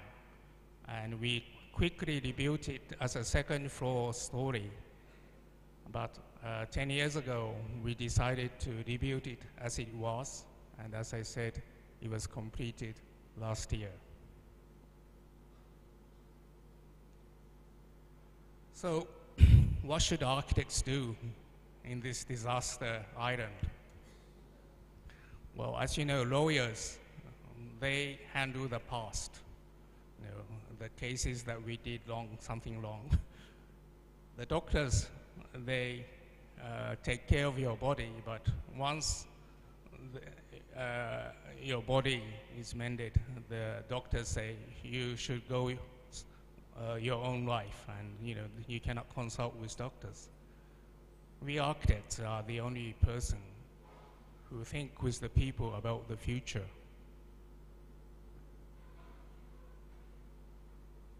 So after the war, the government thought that because we are the island of disaster, safety is the most important mission of we architects. So we made the architects law right after the war in 1950. Of course, it was a monopoly of title and service. Only licensed architects can design the buildings in Japan. And not only design skills, because we really wanted to make the building safe, the government made a training course, a management training course to start architectural firms. So this is mandatory in Japan. If you want to start architect's office, you have to go through this management training course. Another thing we did was that not only the designers, we included structure and mechanical engineering and plumbing as an architect. So every architect in Japan has to learn structure, has to learn mechanical, has to learn electricity, everything to become an architect. So in Japan, we have to do the management, structure, and mechanical engineering also to become an architect, because the objective was to keep the building safe against the disasters. However, the Japanese architects thought it's the future first. We need to show the people the future.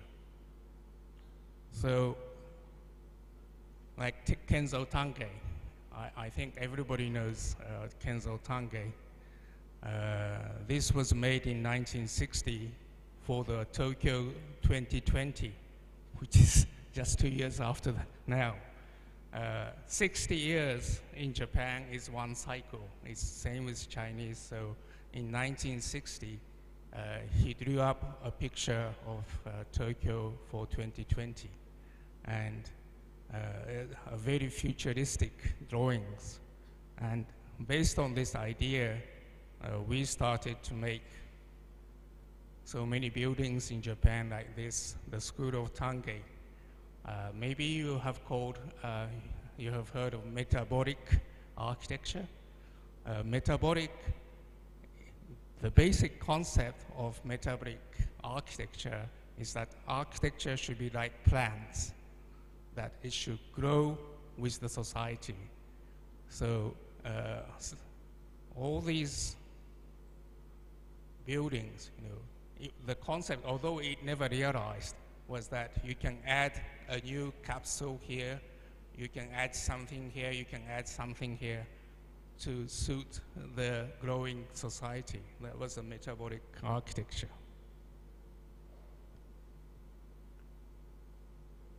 So the government thought that the safety was first.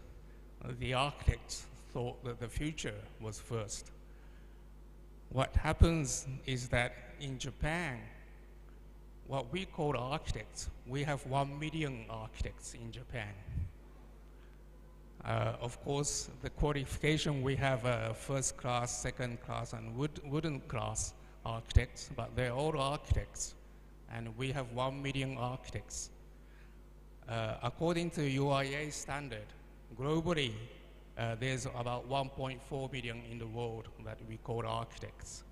So in Japan, we almost have the same number.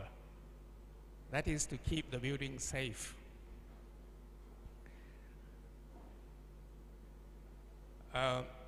So it's a little bit different terminology in Japan to the architect we use globally.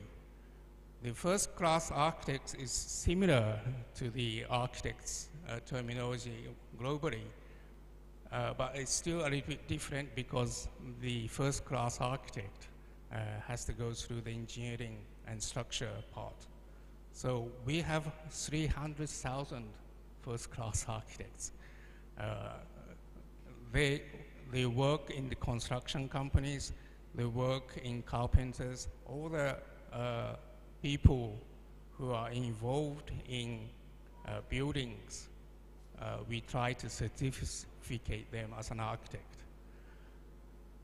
So according to the global standard, I think there's about 5,000 global standard architects in Japan. So in Japan, there's always a conflict that the true architect is only the 5,000. And these people are what we call kenchikushi. So there is an argument that these are not architects.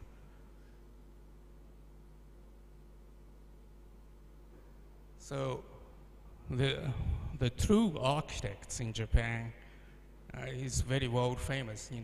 We continue to build a very innovative design buildings like Maki, Sana, Isozaki, and Ito, and I think everybody knows these buildings.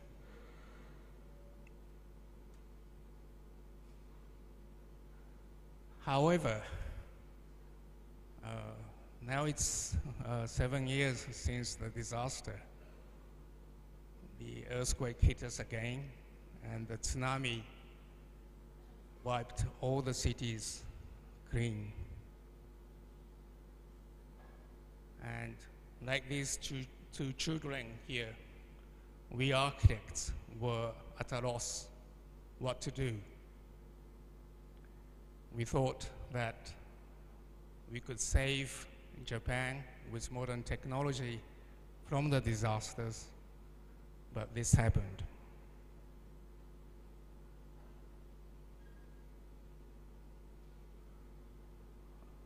For example, this is a museum of a famous manga artist. Maybe you know this person. Does anybody know this person? It's a very old manga, but maybe some manga fan knows. It's his museum. So the architect, Nihon Sekkei, was smart enough to build the museum above the tsunami. So this museum survived. But you can see that all the iron that was on it was wiped out by tsunami. So you cannot have a museum without a community. So what should architects do? So that is the challenge we are facing now in Japan. We should rethink what architects should do. We should expand the field of architects to keep the people's lives safe and happy. Right after the earthquake, we had this IAI in Tokyo, and this is a famous declaration now: beyond disasters, through solidarity, towards sustainability. This was a mission we architects worldwide agreed to do after this disaster. Based on this, our former president, Taro Ashihara, redefined the role of architect. Before, we were maestros, we were the god of the design. But now we should be coordinators. The buildings are not artwork. It should be an activity to make the people's life better and happy. We are not to enlighten people, but we are to communicate with the people how to make the people's lives safe, happy, and more enjoyable. So even Ito Toyo, after the earthquake, he went back to the community and he just made this very simple house in the center of the tsunami area to make people happy. But of course he's an architect, so the second one, he became a little bit creative.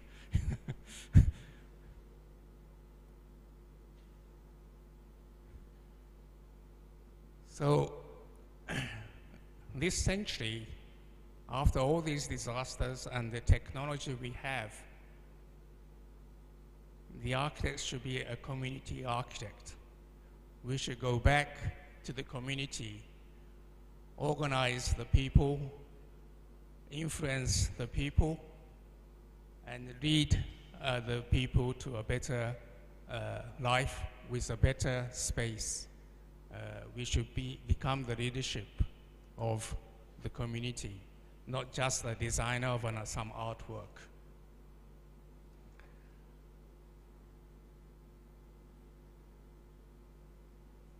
So, who am I? An architect, Fujinuma. I have designed buildings around the world in Sri Lanka. In Tokyo, I have built the French school. I've even built a house in Lebanon.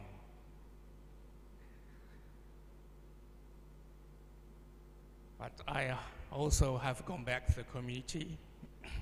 these are my recent activities with the junior schools. I try to teach the children the importance of space and safety of the space with these workshops. So every architect in Japan are now trying to become both a designer architect and community architects.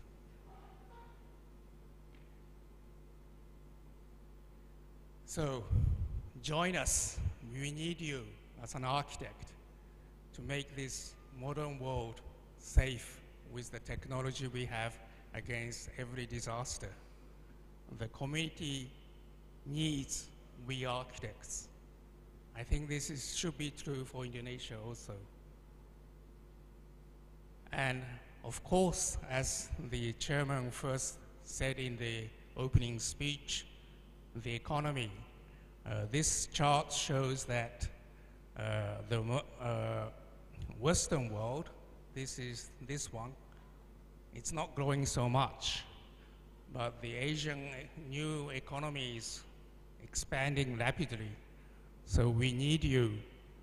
We need every one of you to become an architect, to join us for this activity, to make the people's life safe, enjoyable, and what's more, interesting. Thank you very much.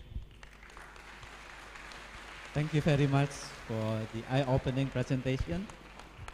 We will move to the next event, which is Q&A and discussion session. I would like to call all the delegates to come forward to the stage. Please. The Q&A will be held between all the speakers and all the audience and also all the delegates.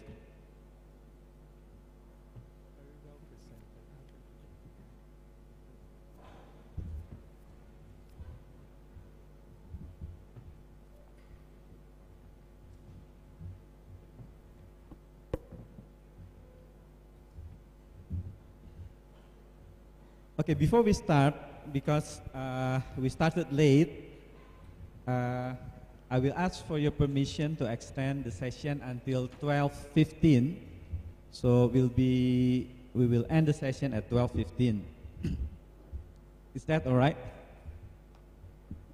Okay. So we will start with 3 questions from the audience. You can direct the question to any of us here. Please state your name and your institution, your university. Okay, we can start now. Any question? Yes, one please, and then the second, and then the third one. Buhiman, the third. Okay. Can we have the mic at the floor, please?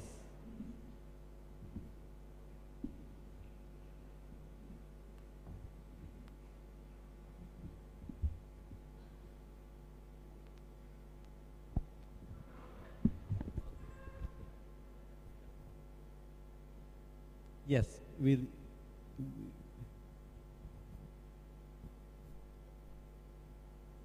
Good morning, Assalamualaikum to everyone.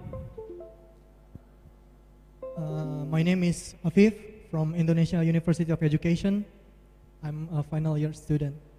And I believe that the greatest revolution of architecture will happen in this century, and we are looking forward to it.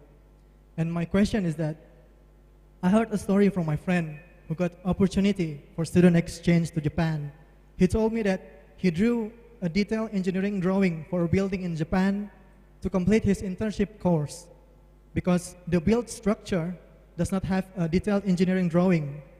And this led me to believe that there is a big difference of standard practice for architect in my country and all other countries. And then the question pops into my head, if there is a difference in procedural standard, does it affect greatly to the approach of the design and the quality of the design? Or maybe this procedural difference is the result of difference in technological development? Please enlighten us. Thank you. Thank you. So the question is directed to Mr. Fujinuma, is it? Okay. So the second question, please.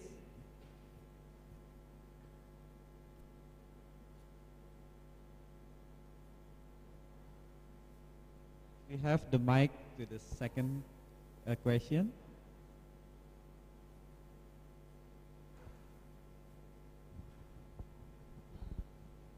Please state your name, your affiliation, and the question that to whom the question is directed.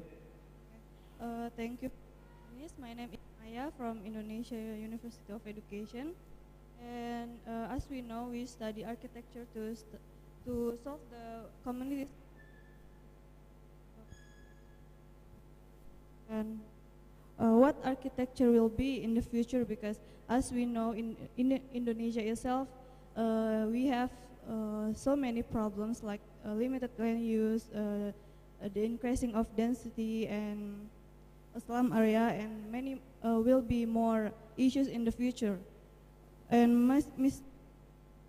Pasaru says that architecture should see the future, but how can architecture solution, how can architecture can be a good solution for the future issues, and what architecture will be in the future? Thank you.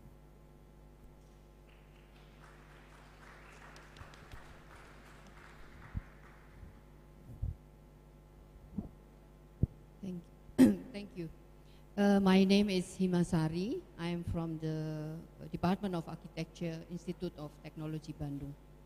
So my questions actually is a general, goes to everyone. The first presenter has showed us the scope of the work of architects.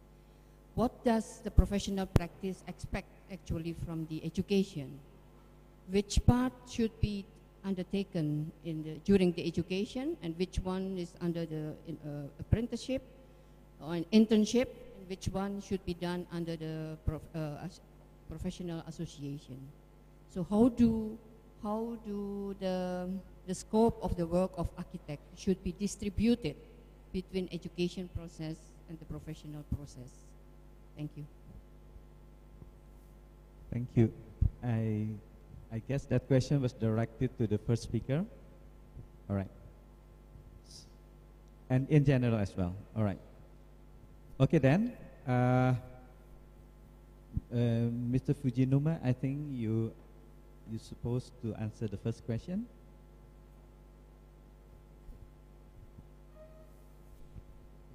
I'm not sure whether I got the question correctly.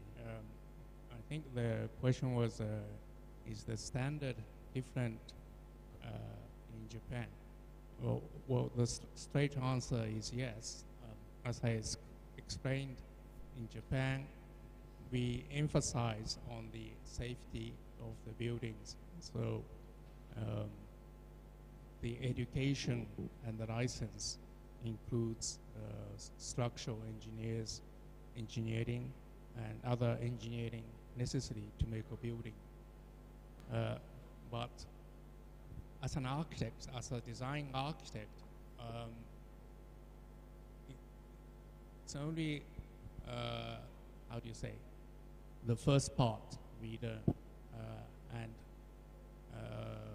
for example, I only remember studying structure for about 1 month, maybe. We understand the general idea of each discipline, but it doesn't mean that we need to be the specialist of that. So if the question that you asked is that can you come to Japan and still practice, I think it is yes. And as you know, I think everybody was telling you that architecture is very complicated, and we need to keep on learning after graduation. And I think as an architect, 40 years old is still young. Many people make their first good work when they are 50 or something like that. So you need a continued education, and in that scope, wherever you are, where in the country, which country you are, I'm sure that every architect here has learned structure, some part of structure, some part of engineering, but because it comes with the profession. I hope that answers your question. Any other from the delegates that is willing to address this question, please? And address the question 3 just now. You asked about the. Are you on the question 1 or 3 now? Can I address question 3 first? Yes. Okay. All right. So you asked just now about from ITB just now the scope of work of an architect. Just now in my presentation, I've actually gone through that quite in brief. I mean, in all the scope of work, based on stage of work. I think I can share the presentation slide if you want to. It's there already. Basically, I've taken through the various stages of work of an architect, from initial design up to completion of the building. So at initial design, what is the scope of an architect? So what's the skill that he has to learn? Okay, that's number 1. And the schematic design or conceptual proposal. So, second stage is on the design development stage, where we come up with more realistic construction drawings. So what will be the scope of architect? It's quite clear there. You need to know about working drawing, regulations, and things like that. And then the third stage, taken through on the contract documentation. So beyond once the construction drawing, submission drawings all done, the next stage is for you to get into contract documentation, calling for a bid, tender. And once you tender exercise, you prepare the document, calling for a bid. This in a conventional way. In design bid, it's slightly different, but still the process more or less the same. And then you call for what you call it, tender bid, and award the tender and prepare the contract document. That's the third stage. And then the fourth stage is basically you are going to be involved in the construction of it. That means contract implementation and management. That means you need to do a bit of, you must have the skills of project management. How do you manage the skill of that? Project management works from initial to completion, certification and all that. And then the final certification stage. This might not be there in many countries, but some countries have got that to certify the completion of the work. In most countries, certification done by the local authorities. In our country, Malaysia, is done by the architect. So that's the overview of scope of work. If you want more detail, I can share that with you. You can give me your email. But from the presentation just now, I've covered the overview of a scope of work of an architect or professional architect, what they have to learn. So this one, they will not only skills to learn to become professional architect, even become after becoming a professional architect, you still have to go through the process in doing work. The same process you'll go through as a typical architect. Okay? Thank you. Does that answer the question? Thank you. Buhi Masari, maybe if I may add, I think in your earlier question, you were asking about the expectation from a professional practice in regards to the education, or what kind of education that is sorely lacking that can be more of a benefit in the professional practice.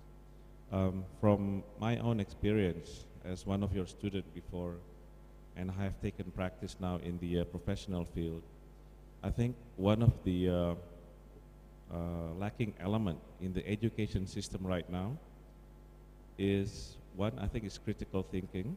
Sometimes I think a lot of the new incoming graduates are overly concerned about making beautiful images, perspective renderings that is very Instagrammable, if I may say so, especially in this social media age. Yeah. But I think you have to look back and see that perhaps those people are missing something. And I think one of those is that how do they actually explain the concept, explain the drawing? So it's not just producing something for other people to like only. I think that's a bit too shallow.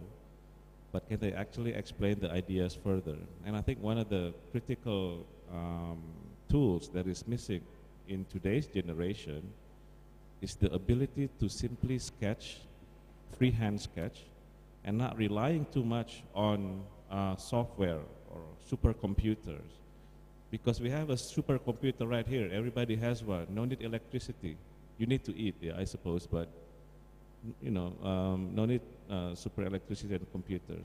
Because most of the time, in my experience as a professional architect, you get a lot more things done by getting to know what the client really wants, what the problem really is, and do a hand sketch to actually show them how that problem can be solved. So when there's a problem in the meeting, you don't say as an architect, or not always say that, okay, let me study this, go back to my office, I'll get back to you next week. If you have critical thinking, if you have the skill to quickly identify the problem and provide a solution on the spot using a piece of paper and your hand sketch, the client will respect you more. They will always come to you for future projects because they know you are smart, rather than they have to wait 1 week, go back to the office, and then the next time you meet them, the problem is still not solved because you missed the point, because they didn't get the problem. So, as from experience, maybe if that critical thinking and just knowing what the problem is and how to solve it, I think that would be a great leap, especially for Indonesian architects. Thank you.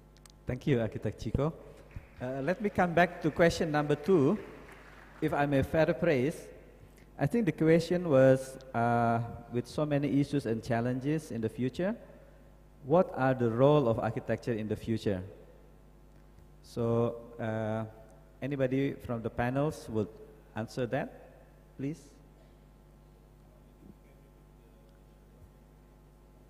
Yes, it was not very clear, so my understanding was, with so many issues and challenges in the future, what are the role of architecture? Is that correct? Okay, please. The mic is there, yes.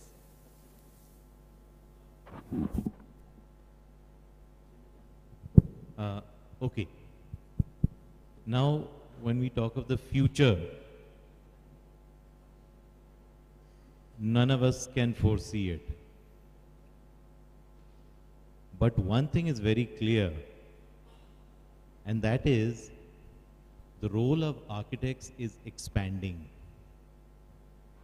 If I go reverse to understand the future, if I go reverse almost 100 years ago, then an architect's role in a project was to design, draw, and supervise the complete structure from the foundation to the top, to the end, to decorate it, etc. There were no specializations. In the last 30, 40 years, or probably 50 years, you must have noticed that specialization started happening in architecture. So architecture got split up into 3 broad areas. One is the building design, one is the interior design, and the third was the landscape design.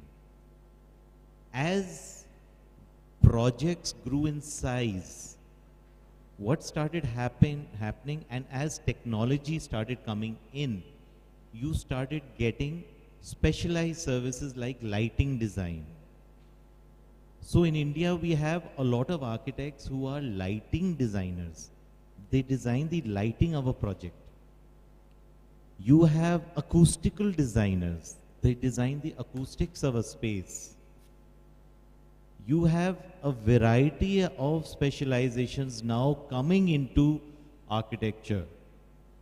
So when you talk about scope, role, it's unlimited. Because the future nobody can foretell. What yes you can tell is, yes, today in the present, which direction do I want to go in? And accordingly, you can start going deeper into that side, and slowly you'll start learning. For example, when I did my architecture, there were no computers. So after doing architecture, I actually had to take classes for computers so as to not remain behind. I wanted to keep up with the future. So personally, I also learned how to operate a computer. Although I am still a little weak in some softwares, but similarly with you, as the future moves forward, you also have to move forward and expand your role on your own. There is no limit. It is limitless. Anybody else? Anybody want to add, please?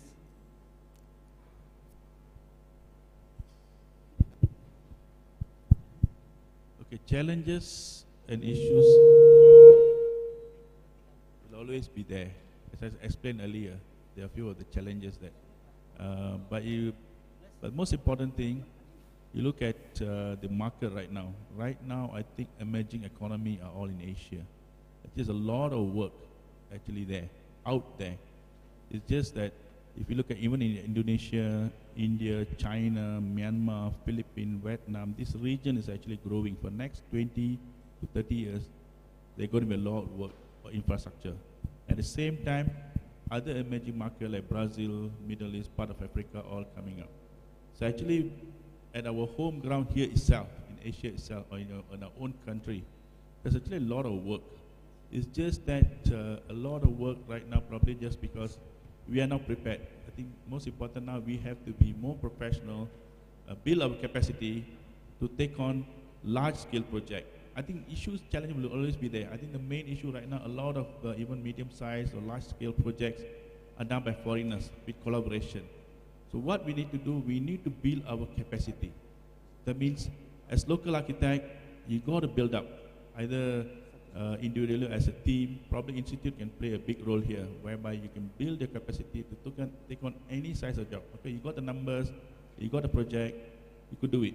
So you can always overcome the challenge when you can build up, take on the take on the challenge and build your capacity, adopt a new technology, be more innovative, be more creative, work with the policymakers, work with the the developers, client, government, the industry itself, to safeguard or to get more projects to your people, and also to get a better working environment. I think it started with Architect last year. I think it was enacted in Parliament last year. That was actually good stuff for Indonesia.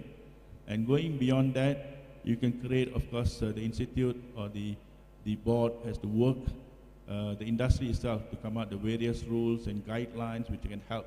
I think it all goes back to us, we architects, whether we want to change or not. But issues, challenges will always be there, whether you're an architect or any profession, all have different kind of issues and challenges. So we need to take it positive, build ourselves, take up the challenge. That's what I would say. Thank you. Thank you, Architect Cyril. Anybody wish to add? Since most of the audience here are actually students, okay, can I sort of answer in a different manner, not as a professional architect? Because you are coming out into the profession later on. So I presume that some of you guys are not too sure what to expect in the real world. I think a few of the speakers earlier, Thierry, Mukul, and others, has actually mentioned there's actually a big world out there. Okay, you can do anything. Okay, my suggestion is, okay, because you are almost final years, come out, get into the profession first. Okay, maybe work for a few years. And some of you might even incline to become lecturers later on, or even join the government forces. As you know, your mayor itself, his background is architecture.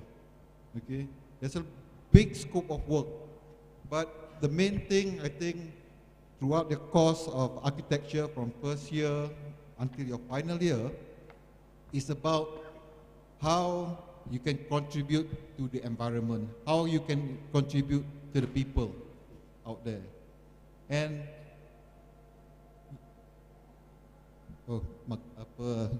Azan. Okay.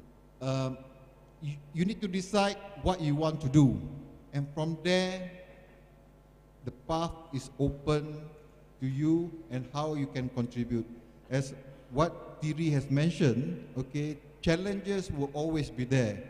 In architecture, projects will becoming more complex, and to actually face the challenges, you need to actually specialize. Okay, specialization again, the scope of work is so wide. So in the next few years, once you get into the industry, you might be able to decide which path you want to go and decide from there on. And until you have a certain specialization, it's very difficult for you to compete because everybody is actually an architect out there. Okay? Besides specialization, you also need to decide which sector you want to concentrate. Okay? Being an architect need not necessarily to design big buildings. Okay? There's a big world, as I mentioned out there. Some people tend to focus on just housing. Okay? Even housing, the scope of work is very wide. Whether you want to focus to the housing of the mainstream, whether you want to focus the housing for the elite. So it's a big scope. My suggestion, again, as I mentioned earlier, go out there first, see what you can do, and decide what you want to do, and proceed from there. Thank you. Thank you. Let's go to the question number 3. Oh, all right, please. If I might add something to the challenges to architects. With the increasing depletion of natural resources, I think one of the more challenging issues facing the architects is to be able to design and build habitats that will be sustainable for the present and importantly for the future generation. Thank you. Let's go to the question number 3, which is already answered by Architect Cyril. Is that so, Ibu Himasari? Was it answered? Maybe time for new questions. Yes, yes. So I will call for 2 more questions from the audience. Please, if you have any questions. Yes, question number 1, and then question number 2. Please. Can we have the mic at the floor?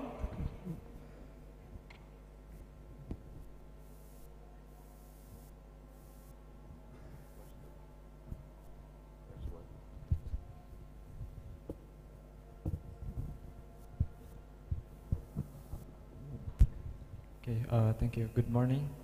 I'm Alvan from Universitas Pendidikan Indonesia. So I have a question for Mr. Architect Trilly Logachandran.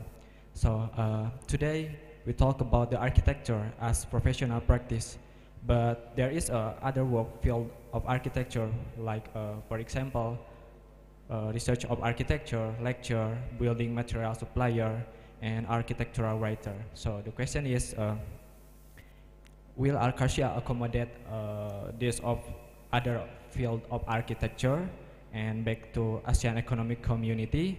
What impact of that to architectural practice right now? I think it's enough. Thank you. Yes, the next question, please.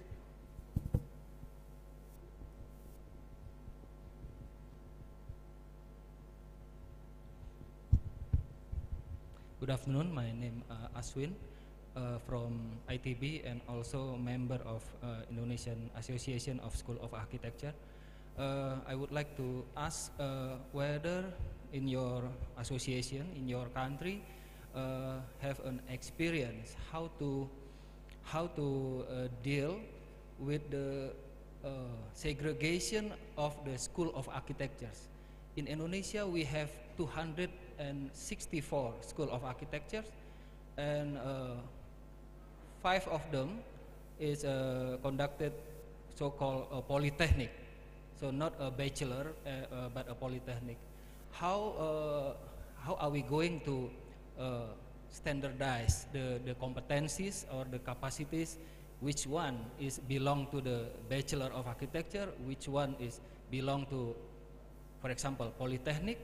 Is there any experience from your country, and how the architect association endorse the capacity of the School of Architecture? Thank you. Thank you, Pak Aswin. To answer question number 1, I will call Architect Cyril, please. Okay, you talk about architectural practice and other area where architect can work. And then you're asking about how Acacia or other Asian countries can help on this. I think to start with, Acacia actually, in fact, under our, what we allow for is that in fact we got exchange of for internship, for instance. After graduate, as a fresh graduate, you could, what do you call it, do your internship at any of the other Acacia member countries. This basically member-to-member basis. So we have that actually under our, what do you call it, education committee, and also under the practice committee. In fact, I personally have accommodated some students from India, for instance, 2 years back, for internships. So likewise, if you want internship, I think this one we can work with Acacia. Not an internship, even graduate architect. After graduate, before you become professional architect, you can go training into other Acacia country. We can look at this. Okay, in fact, Acacia has got that platform, and of course, there are other ASEAN, APEC, and other MRA and all have been signed. But right now, nothing has been moving on that. Basically, there's more like G2G arrangement, and so far, nothing yet. But a lot actually depends on mutual or individual. For instance, basically based on the friendship or based on the expertise that you have. That's why it's good that if you, it's not you mentioned other than being professional architect, if you could specialize on certain area, for instance, architect technologies, on certain area, for instance, you are a green consultant, or you are a facade designer, okay, or some project management is specialized in certain areas. So these areas, when you specialize, hospital design, special hospital design. So when you specialize this kind of things, also got good scope of work because you are good at that. Okay, that's one way of what do you call it, to be more relevant to the market. So you're specialized. Besides being general architect, you've got certain area of specializations. But so far, as far as Acacia is concerned, at the moment, we just have this exchange of what do you call it, internship and so on. But in the future, probably we are looking at probably creating a database whereby member countries can help each other, rather than allowing to other foreign countries out of Asia region. So we can help each other among the Asian countries. So we can have a database and work together. But then for time being, a lot depending on the individuals. Does that answer the question? In fact, I welcome if any of Indonesia want to do internship or after graduate to come and work in Malaysia, we can get few placement for you if you want to do that. Okay? Thank you. We welcome that. Does that answer your question? Okay? Yes, thank you. Thank you. We come to the second question from Pak Aswin of how different countries deals with segregation of architecture school. I will call upon countries who has not spoken before. Probably you can share the experience of your country. I will call the delegates from Singapore, Sri Lanka, and Bhutan to answer question number 2, please. Singapore? Yes, I'm here. Singapore is not a good example to answer this question because in Singapore, we have only 2 universities that have architecture. The first one, National University of Singapore, traditionally have been providing architecture since the earlier day in the 60 to 70. Now it is ranked number 6 in the world, School of Architecture that at a high ranking. 4 years back, our government started off with a second university with architecture called Singapore University of Technology, Design and Technologies. the way of the training of the second university is completely different from the first one. Maybe I'll just give a bit of elaboration here. NUS, in short, the first university, traditionally follow the British education standard, focus on the design concept and creativity. The second university follow Americans' ideologies that approach architecture through technologies, that the students focus on the design through the computer simulations to address certain issues, for example, for lightings or for the cross ventilation. They come up with a simulation to address the questions set by the professor before they come up with the design. So it is from the technological track that move in, whereas another school is start from the principle of architecture. So there are two extremes. The first batch of graduate since last year come up to the marketplace, and so far they are well received, and the student also adapting to the practice world, because in the practice world it's very different, that they will not have the opportunity to start the design from the technology, because in Singapore the pace is very fast. A client gives a project to us, within 2 weeks we come up with complete design with the concept. So the pace is very different, emphasis is different. However, we realize that the students who learn from technology are good students focused on solving specific problems. That, for example, the office building that come up with the design, based on the traditional concept, but they have to achieve a higher sustainability requirement. And the student with a technological background using the software to address it, to set with a different parameter, come up with a very specific answer. That is a good part of it. So because Singapore population is very small, about 3.6 million, compared with your country, we are just very small. And you have so many university, 260 over university.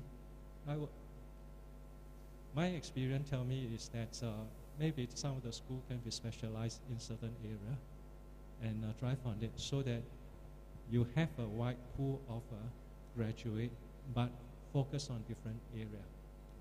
All right, as Thierry, our chairman here mentioned, is that now we are in the pace of a specialization. Of course, now you are beginning to enter into the market equipped with a basic architectural technique and education.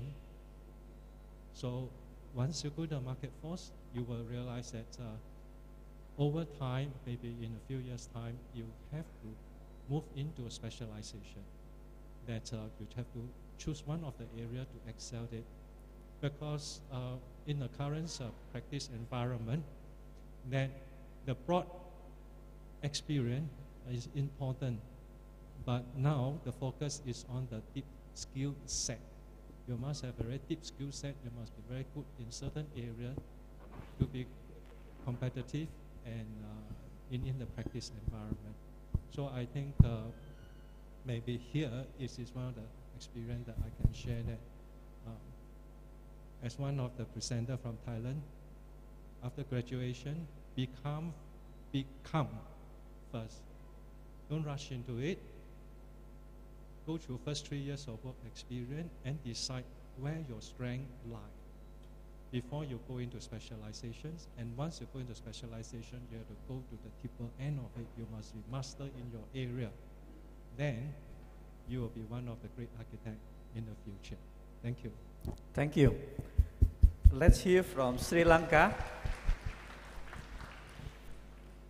Hello, I'm Dilumini, Dimel from Sri Lanka.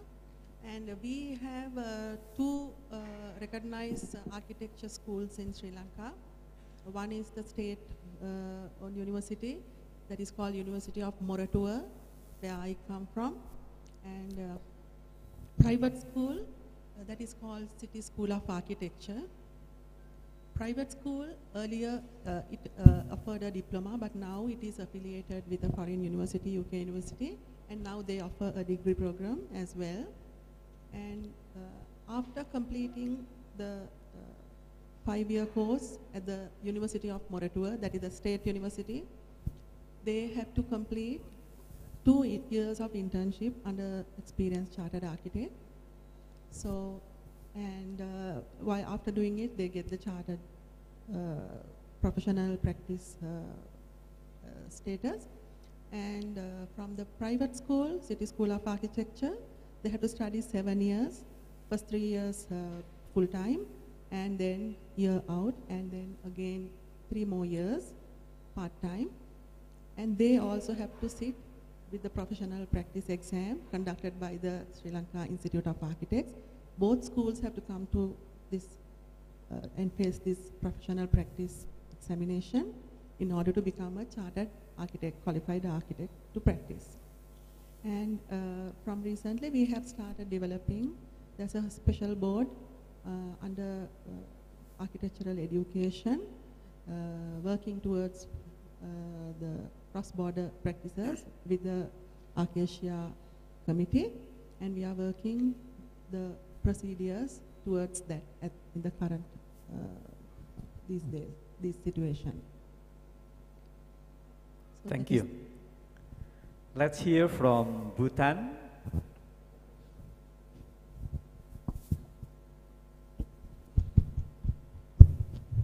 Hello, I'm Rebecca Group from Bhutan. First, introducing Bhutan. Bhutan is a very small country with 7,500,000 people. It's a very, very small country, and that is looking at the total population. Now, if you look at the professional architects population, we are still less than 100. We don't even qualify actually to be here with so many architectural students coming up. But then, having said that, the most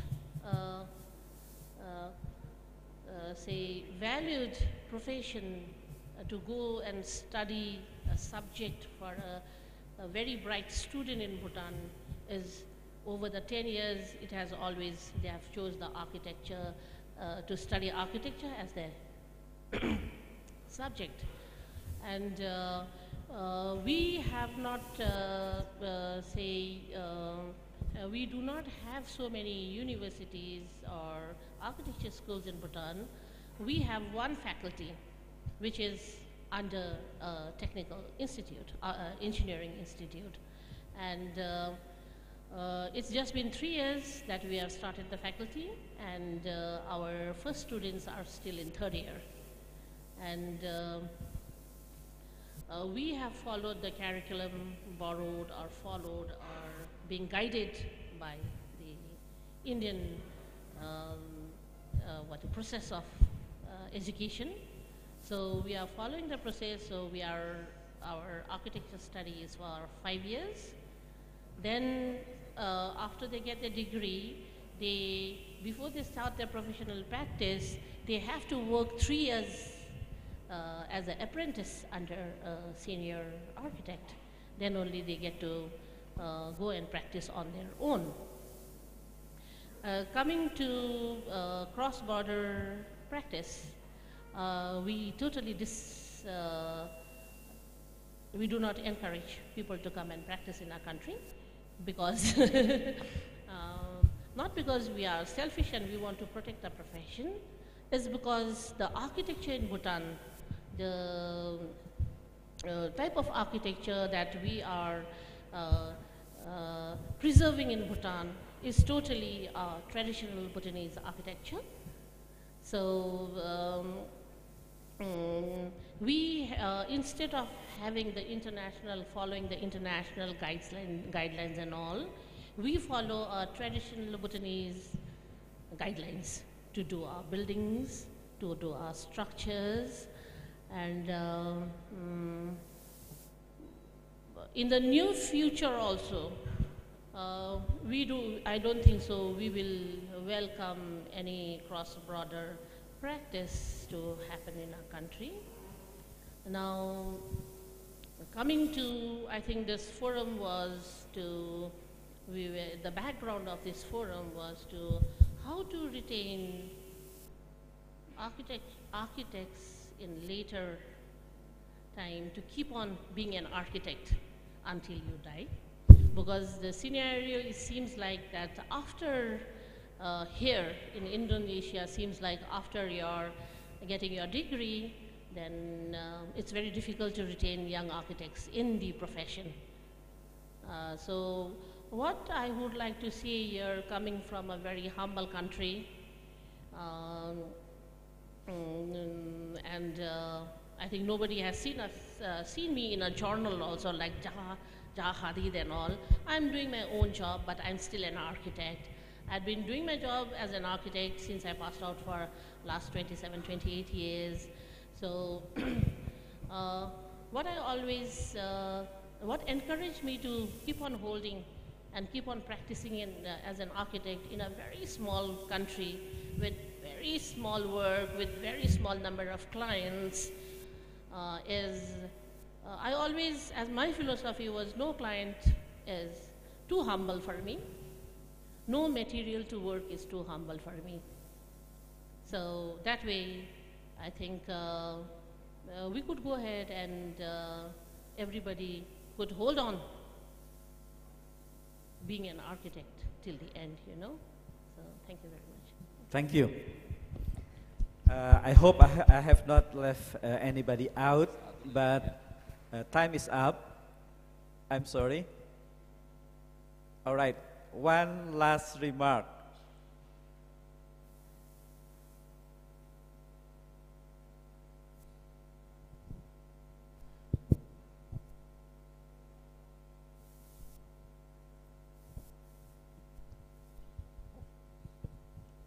Actually, just want to mention that in my presentation just now, whatever you asked just now, how do you do how many architectural schools, what are the structure and all that is in the practice data that the summary, not the detail, the summary is there in the practice data that I presented just now. All the countries, the 21, but some don't have data, at least about 15, 16, 17, 18 countries, the data is there. You can know how many schools are there, how many years program, what not and all that. That's one, the schools. And the other one, on the professional qualification required, that's under the section 4 of the data. I also presented just now. I can share the slides with you all. If I go one by one, I think it will take a lot of time. But again, in Malaysia, actually, we have got a very structured system of, education, whereby we follow the strictly part 1, part 2, 3 years plus 2 or 4 plus 1, and then the internship, the practice after 2 years, then you qualify. And then the polytechnics, all the college, some of the diploma program for the sub-professionals. I think that's about it. I think you can look into detail there. The data comparison is there. Whatever information you want is there. I can share the slides. Okay, thank you. Thank you. So, before we conclude our session, I would like to make a concluding remark. Actually, there is no ways we can summarize this, but I have noted some salient points, two in fact, of the discussion today. We have seen that the architectural profession in the countries presented has evolved in its own way, according to its own condition. So there is no model that fit all. Each country is unique with its unique problem and its unique approach to the profession. But one thing is for sure, the role of architect is expanding economically, regionally, and socially. So there is a focus also on the community. With that, I conclude. But before we end this, I want to have a show of hand again for the last time. How many of you are willing or intend to continue as a professional architect? Please have a show of hand. Is that all? It's less than before. Is that so? Okay, thank you. Thank you for your presence here. Shall we give a round of applause to all of us, to all the delegates here. Thank you. Mas Tamrin, there is a request from Mr. Thiri to have a group photo. Oh, yes, so I will give the floor back to the MC. Okay, just a note to the MC. Mr. Thiri requested a group photo with the wonderful students at the background. Yes. So perhaps the delegate can be at the floor and the photographer on top.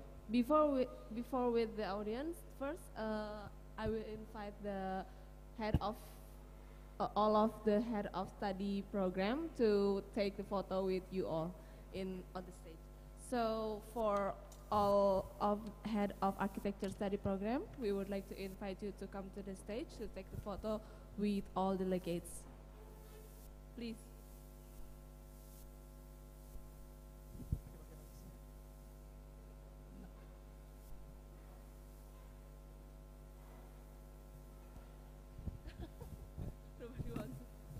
Okay. Yes, please.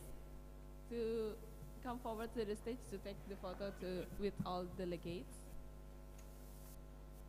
Ya, di atas. Di atas.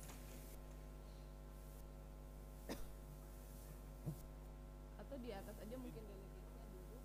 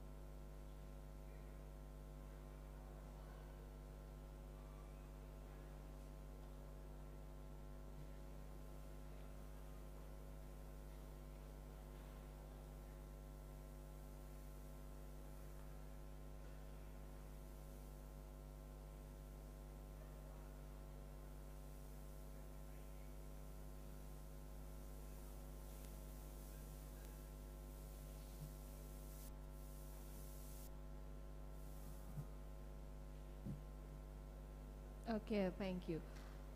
Before with the audience, there's another agenda.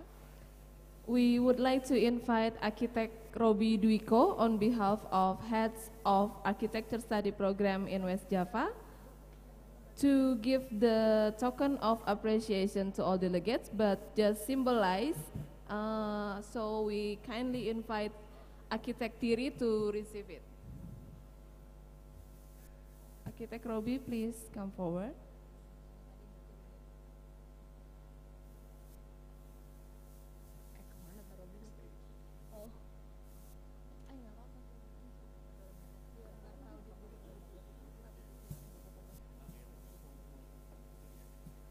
Di depan.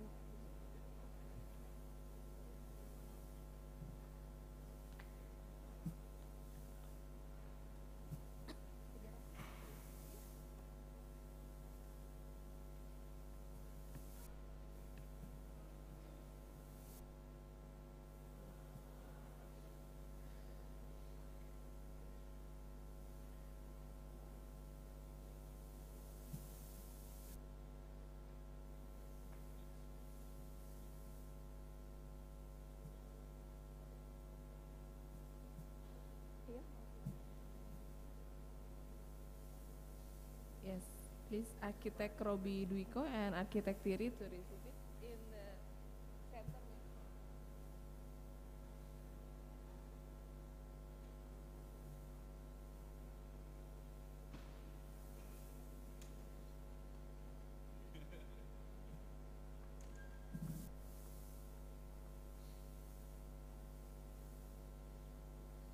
Yes, give applause, please.